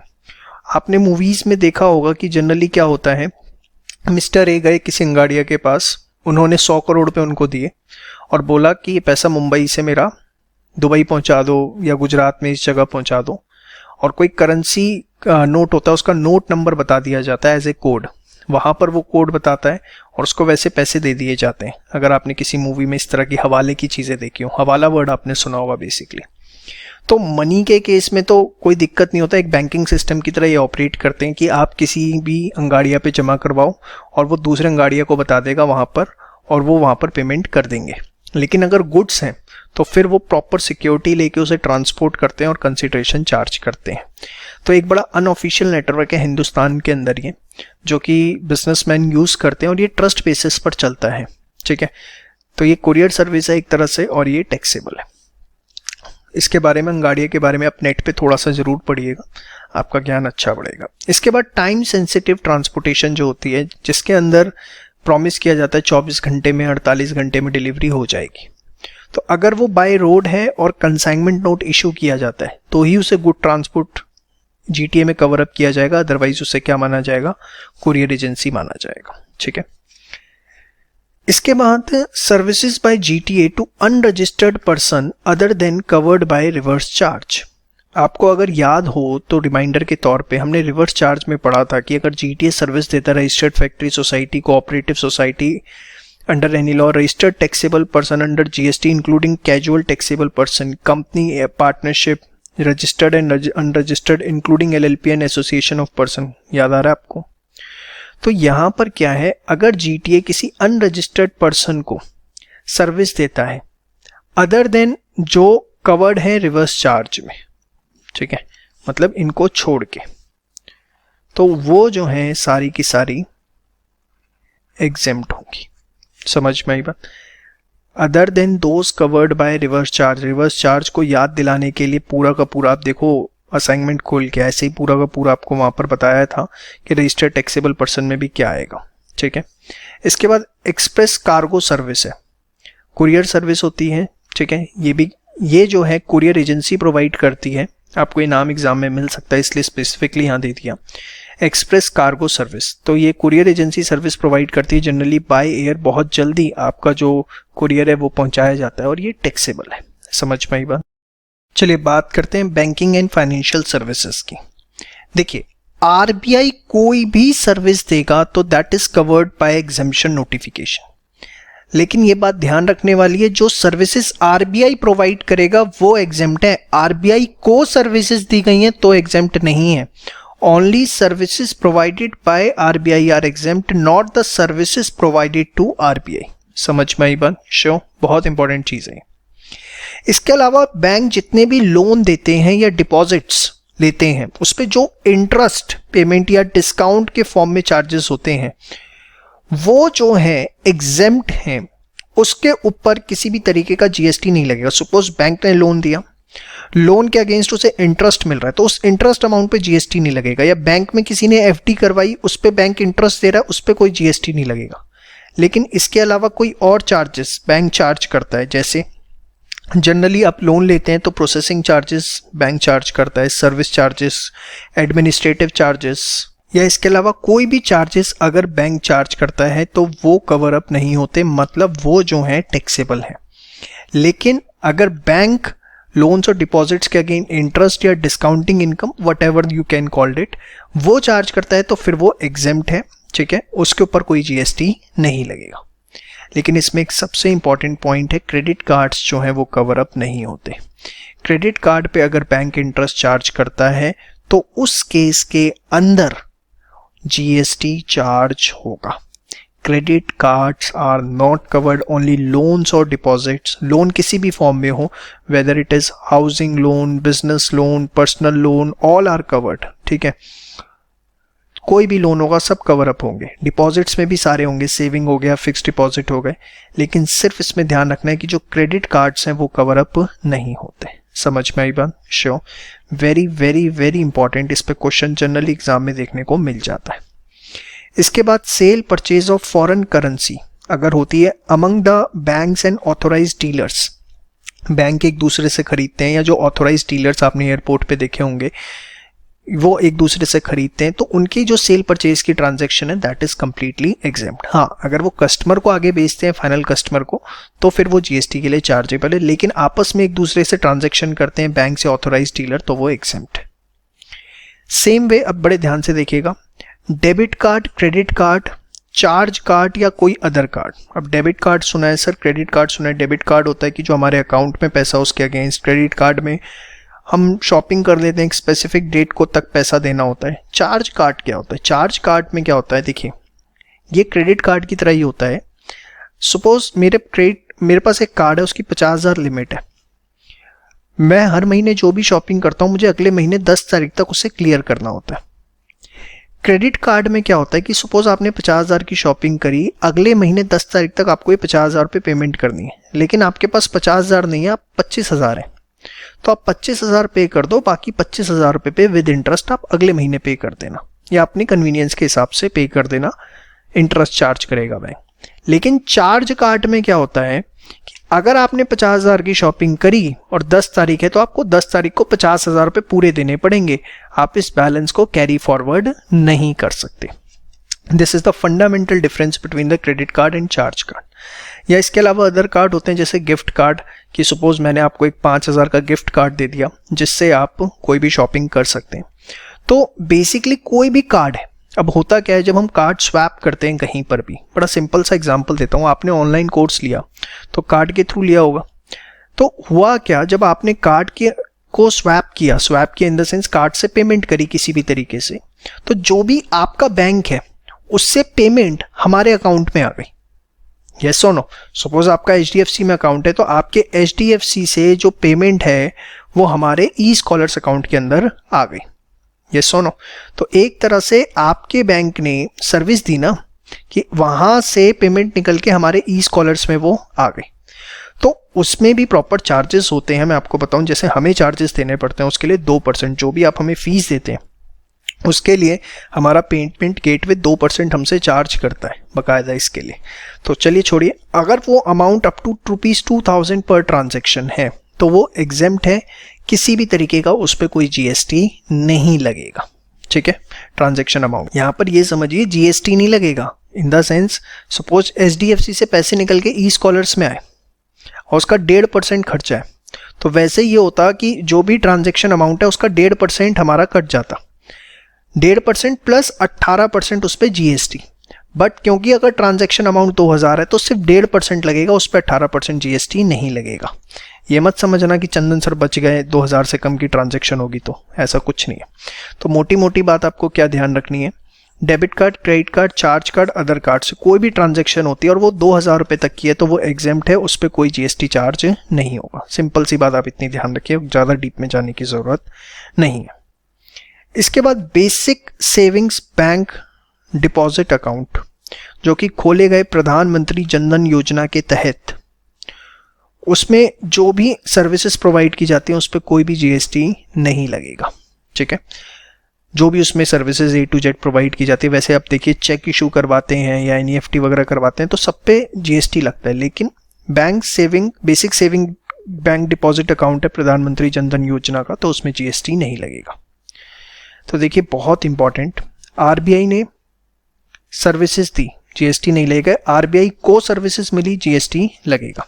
लोन डिपॉजिट पे इंटरेस्ट और discount as a consideration charge हो रहा है, कोई GST नहीं लगेगा, लेकिन क्रेडिट कार्ड्स कवर नहीं होते। लेकिन कोई और खर्चा चार्ज किया तो GST लगेगा। Sale purchase of foreign currency among bank and authorise dealer आपस में करते हैं तो GST लगेगा। Debit card, credit card, charge card, other card, transaction amount 2000 रुपये तक का है तो जो भी बैंक चार्जेस करते हैं, ऐसे चार्ज करते हैं, convenience fees exact word is, उस पर GST नहीं लगेगा अगर ट्रांजैक्शन अमाउंट 2000 रुपये तक है। फिर basic saving bank deposit account जो प्रधानमंत्री जनधन योजना में खोले गए, उसमें कोई भी सर्विस है तो उस पर GST नहीं लगेगा। इसके बाद ये लास्ट आपका services provided by financial intermediaries जो कि लोकेटेड हैं IFSC SEZ में, इंटरनेशनल फाइनेंशियल सर्विस सेंटर में। जो फाइनेंशियल इंटरमीडियरीज हैं अगर वो कोई भी सर्विस प्रोवाइड करते हैं तो उस पर GST नहीं लगेगा। एकदम इरेलीवेंट है आपके लिए, लेकिन कहीं पता लगे पेपर को थोड़ा सा बनाना और यही पॉइंट आपसे पूछ ले, इसलिए जस्ट डाल दिया। सबसे ज़्यादा important first, second, third, fourth और ये 5, पहले 5 है, लास्ट वाला थोड़ा सा इरेलीवेंट है। बस आप याद कर लीजिएगा कि हाँ, फाइनेंशियल इंटरमीडियरीज जो है अगर कोई सर्विस देते हैं इंटरनेशनल फाइनेंशियल सर्विस सेंटर में, अगर वो लोकेटेड है, वहाँ पर सिचुएटेड है और वो कोई सर्विस दे रहे हैं तो वो एग्जेम्प्ट है। समझ में आई बात? शो। इसके बाद यहाँ लोन्स और डिपॉजिट्स के ना कुछ इलस्ट्रेशंस आपको दिए हैं। डिपॉजिट्स में फिक्स डिपॉजिट, सेविंग डिपॉजिट या कोई भी डिपॉजिट आएगा। लोन के अंदर overdraft facility, credit limit facility सब आएगा, मोर्टगेज लोन, हाउसिंग लोन, सब कुछ, कोलेटरल सिक्योरिटी वगैरह सब, ठीक है। कॉर्पोरेट डिपॉजिट्स सब कुछ इसके अंदर आएंगे। बस मेन चीज जो है वो ध्यान रखनी है, क्रेडिट कार्ड्स जो है वो कवर अप नहीं होते। लोन किसी भी तरीके का हो, डिपॉजिट किसी भी तरीके का हो, सब कवर अप है। और किस अमाउंट पे नहीं लगेगा? इंटरेस्ट और डिस्काउंट अमाउंट पे GST नहीं लगेगा। बाकी फालतू का कुछ भी बैंक ने चार्ज किया तो उस पर GST भी चार्ज होगा। समझ में आई बात? तो ये जस्ट आपके पढ़ने के लिए एक रेफरेंस तौर पे करने की जरूरत नहीं, एक रीडिंग लगा लेना बस। अदरवाइज मेन तो आपको जो इस स्लाइड पे दिख रहा है उतना प्रिपेयर करना है। समझ में आई बात? फटाफट करिए फास्ट। चलिए बात करते हैं लाइफ इंश्योरेंस बिजनेस सर्विसेज की। तो अगर कोई life insurance business service provide की गई है under national pension scheme NPS तो वो एग्जेम्प्ट है। इसके बारे में आप इनकम टैक्स में पढ़ेंगे। To members of army, navy and air force तो वो भी एग्जेम्प्ट है, ये इंपॉर्टेंट है। टू कोस्ट गार्ड पर्सनल तो वो भी एग्जेम्प्ट है। कुछ स्पेसिफिक पॉलिसीज हैं अगर उसके अंडर सर्विसेज प्रोवाइड की गई हैं तो वो भी एग्जेम्प्ट है। अब देखिए उसके नाम अगर आपको मैं बताऊं, जनश्री बीमा योजना, आम आदमी बीमा योजना, प्रधानमंत्री जनधन योजना, जीवन ज्योति बीमा योजना, वाया वंदन योजना, वरिष्ठा पेंशन बीमा योजना, life micro macro insurance product, maximum amount over 2 lakh. तो इसमें प्रधानमंत्री वाली याद कर लीजिएगा और आम आदमी वाली, ये ज़्यादा इंपॉर्टेंट है, ठीक है। तो following 4 services of life insurance business are exempt if it is under NPS to the member of Army, Navy, Air Force, Coast Guard personnel और specific policy, जिसमें प्रधानमंत्री और आम आदमी वाली आपको याद रखनी है। चलिए बात करते हैं general insurance business service. General insurance में क्या क्या आता है आपका? लाइफ इंश्योरेंस के अलावा जितने भी बिजनेस होते हैं, लाइक मैरिन इंश्योरेंस हो गया, एक्सीडेंटल इंश्योरेंस हो गया, सब जनरल इंश्योरेंस का पार्ट है। तो काफ़ी स्पेसिफाइड सर्विसेज हैं इसके अंदर, एक पूरी लंबी चौड़ी लिस्ट है, लेकिन वो आप याद नहीं रख सकते क्योंकि उसमें ऑलमोस्ट 20+ सर्विसेज हैं। तो आप क्या याद रखेंगे?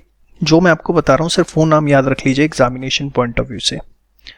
एक तो प्रधानमंत्री फसल बीमा योजना, उस पर कोई GST नहीं लगेगा, उसमें जो भी इंश्योरेंस प्रीमियम चार्ज किया जा रहा है। प्रधानमंत्री सुरक्षा बीमा योजना, उस पर कोई GST नहीं लगेगा जितना प्रीमियम चार्ज हो रहा है।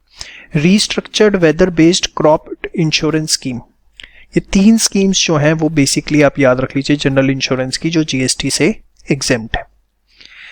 इसके अलावा री insurance of the insurance scheme specified in entry 35, 36 और 40, ये क्या है? एक्चुअली ये 3 सर्विसेज हैं state government services to access royalty collection contractor, जो एंट्री नंबर 35 है। सिर्फ सुन लो, आप कुछ नहीं याद करना। 36 में है pure services to government as panchayat functions और आपने म्यूनसिपल फंक्शन जो पढ़े थे। और उसके बाद एंट्री नंबर 40 जो है हमने एक पढ़ा था services provided to government under any insurance scheme for which total premium is paid by government. तो एक्चुअली क्या है, मैं सिंपल वर्ड्स में अगर मैं बताऊं कि कोई भी इंश्योरेंस कंपनी अगर गवर्नमेंट को, सिंपल से वर्ड्स में, अगर कोई इंश्योरेंस कंपनी गवर्नमेंट को इंश्योरेंस दे रही है, गवर्नमेंट को कोई इंश्योरेंस स्कीम दे रही है और उसका वो री इंश्योरेंस करवा लेती है। री इंश्योरेंस क्या होता है, वैसे अगर आपने एडवांस अकाउंट्स पढ़ लिया हो तो आपको पता होगा, नहीं पढ़ा तो मैं आपको बता देता हूँ री इंश्योरेंस क्या होता है। कि सपोज एक एबीसी इंश्योरेंस कंपनी है, ठीक है, उसने मिस्टर जेड का इंश्योरेंस किया 100 करोड़ रुपए का, ठीक है। अब कर तो दिया 100 करोड़ का इंश्योरेंस, लेकिन इस इंश्योरेंस कंपनी को खुद को डर लगता है कि खुदा ना खास्ता मिस्टर जेड को कुछ हो गया तो हमें तो 100 करोड़ रुपए देने पड़ जाएंगे। तो वो क्या करती है, ये रिस्क कम करने के लिए वो इस इंश्योरेंस पॉलिसी को दूसरी कंपनी से री इंश्योरेंस करवा लेती है। सपोज एक कोई इंश्योरेंस कंपनी है एक्स, एक है वाई और एक है एम लिमिटेड, ये तीनों इंश्योरेंस कंपनी है।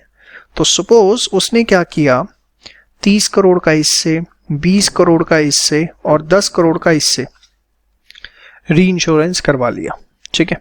तो अब क्या हुआ, कल दिन खुदा ना खास्ता मिस्टर जेड को कुछ हो भी जाता है तो 30 और 20, 50 और 10, 60 करोड़ तो एबीसी को दूसरी कंपनियों से मिल जाएंगे। इसकी जेब में जो रिस्क रह गया वो 40 करोड़ का ही रह गया। तो इंश्योरेंस कंपनीज भी क्या करती हैं, उनके पास जो मोटे इंश्योरेंस आते हैं उसको आगे री इंश्योरेंस करवा लेती हैं ताकि उनका रिस्क मिनिमाइज हो जाए। तो बेसिकली अगर री इंश्योरेंस करवाया है किसी इंश्योरेंस स्कीम का जो कि गवर्नमेंट को दी गई है तो वो एग्जेम्पशन नोटिफिकेशन से कवर अप है। बस आप इतना सा ध्यान रखिए और कुछ ध्यान मत रखिए, ये एंट्री नंबर आपको ध्यान रखने की जरूरत नहीं है। सिर्फ इतना ध्यान रखना है कि अगर री इंश्योरेंस करवाया गया किसी ऐसी इंश्योरेंस स्कीम का जो कि गवर्नमेंट से रिलेटेड है तो वो एग्जेम्पशन नोटिफिकेशन से कवर अप हो जाएगी। समझ में आई बात? श्योर। अब इसमें एक सर्विस को और एड ऑन कर दिया गया है, दैट इज बंगला शस्य बीमा। ये बेसिकली फार्मर्स के लिए एक जनरल इंश्योरेंस स्कीम है। वो फार्मर्स जिन्होंने लोन ले रखा है और नोटिफाइड क्रॉप्स अगर वो प्रोड्यूस कर रहे हैं, उनकी फार्मिंग कर रहे हैं, तो वो ये इंश्योरेंस स्कीम ले सकते हैं। तो बंगला शस्य बीमा के अंतर्गत जो भी सर्विसेज प्रोवाइड की जाएंगी वो भी अब एग्जेम्प्ट हैं। फटाफट इसको एक बार आप नोट करिए fast. Services by specified bodies. अब हम कुछ ऑर्गेनाइजेशंस की बात करेंगे, अगर ये कोई भी सर्विस दे रही हैं तो वो एग्जेम्प्ट है। सबसे पहले ESI, employ state insurance corporation, EPF that is employ provident fund organisation, coal mines employ provident fund organisation, national pension scheme trust NPS जिसकी हमने बात करी, आईआरडीए जो कि इंश्योरेंस कंपनीज को रेगुलेट करता है, insurance regulatory and development authority, investor protection services by SEBI, collection of contribution under Atal Pension Yojana, collection of contribution under pension schemes of state government और सर्विसेज बाय फसाई। आपने देखा होगा जितने भी फूड प्रोडक्ट्स होते हैं उसमें फसाई का एक रजिस्ट्रेशन नंबर होता है। तो बेसिकली जितनी भी ऐसी ऑर्गेनाइजेशन जो पब्लिक वेलफेयर के लिए काम कर रही है वो सारी की सारी यहाँ कवर अप कर दी गई और बोल दिया गया कि अगर ये कोई भी सर्विसेज दे रही हैं तो उस पर कोई जीएसटी नहीं लगेगा। देखिए, इनको याद करने का एग्जेम्पशन नोटिफिकेशन को एक ही तरीका है, हमने अपनी तरफ से पूरी कोशिश करी इसे ज़्यादा से ज़्यादा कंसाइज करते हैं, इससे ज़्यादा कंसाइज नहीं कर सकते। यू विल नॉट बिलीव, एक एक वीडियो को रिकॉर्ड करने में हमारे 3 घंटे से ऊपर लग रहे हैं सिर्फ कंटेंट डेवलप करने में कि उसे कैसे कंसाइज करें। सिर्फ आपको क्या करना है, एक बार आपने एग्जेम्पशन नोटिफिकेशन सारे के सारे पढ़ लिए, उसको डेली बेसिस पे रीड करना है, याद करने की कोशिश नहीं करनी, सिर्फ रीड करना है। 10 से 15 दिन, जिस दिन एग्जेम्पशन का चैप्टर खत्म हो गया, डेली 10 से 15 दिन सिर्फ रीड करोगे, एक बार सुबह या शाम को एक बार रीड करो और उसके बाद आप ऑटोमेटिक देखेंगे कि ये सारी की सारी आपके दिमाग में बैठ जाएंगी। आप सोचेंगे एक ही बार बैठ के याद कर लें, वो थोड़ा सा प्रैक्टिकली इम्पॉसिबल है, लेकिन हाँ, इसको आपने लगातार 10 से 15 दिन पढ़ा तो ये ऑटोमेटिक आपके दिमाग में जाके फिट हो जाएंगी। समझ में आई बात? चलिए अब देखते हैं exemption notification related to business facilitator या बिजनेस कॉरेस्पॉन्डेंट सर्विसेज। हमने अमेंडमेंट्स जब पड़ी थी रिवर्स चार्ज मैकेनिज्म के अंदर तो देखा था न्यू सर्विसेज कुछ ऐड हुई हैं, services provided by business facilitator to banking company, याद आ रहा है आपको। तो देखिए यहाँ पर जो एग्जेम्पशन नोटिफिकेशन है वो क्या कहता है, वो कहता है कि अगर बिजनेस फैसिलिटेटर या बिजनेस कॉरेस्पॉन्डेंट बैंकिंग कंपनी को या इंश्योरेंस कंपनी को, बैंकिंग कंपनी को या इंश्योरेंस कंपनी को सर्विसेज देते हैं रिलेटेड टू रूरल एरिया, तो वो एग्जेम्प्ट है, उस पे किसी भी प्रकार का कोई भी जीएसटी नहीं लगेगा। और इवन बैंकिंग कंपनीज के केस में तो क्या बोला गया कि बिजनेस फैसिलिटेटर या बिजनेस कॉरेस्पॉन्डेंट या तो ये खुद दें या अपने इंटरमीडियरी के थ्रू भी देते हैं तो भी एग्जेम्पशन नोटिफिकेशन अप्लाई होगा। In case of banking company, intermediary of business facilitators and correspondent services are also covered। तो सिंपल सी चीज, रूरल एरिया से रिलेटेड कोई भी सर्विस बिजनेस फैसिलिटेटर या correspondent banking company, insurance company को दे रहे हैं तो वो एग्जेम्प्ट है।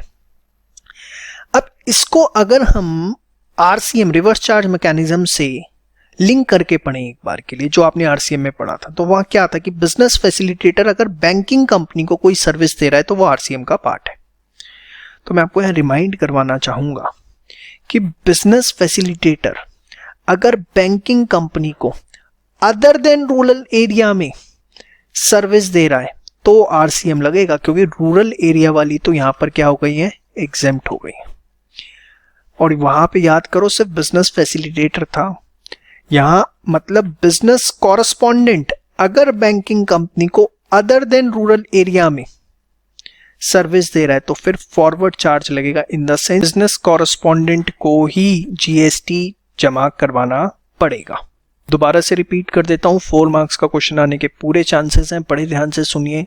बिजनेस फैसिलिटेटर या कॉरेस्पॉन्डेंट बैंकिंग कंपनी को कोई भी सर्विस दे रहे हैं रिलेटेड टू रूरल एरिया, वो एग्जेम्प्ट है। इवन उसके इंटरमीडियरीज भी दे रहे हैं तो भी एग्जेम्प्ट है।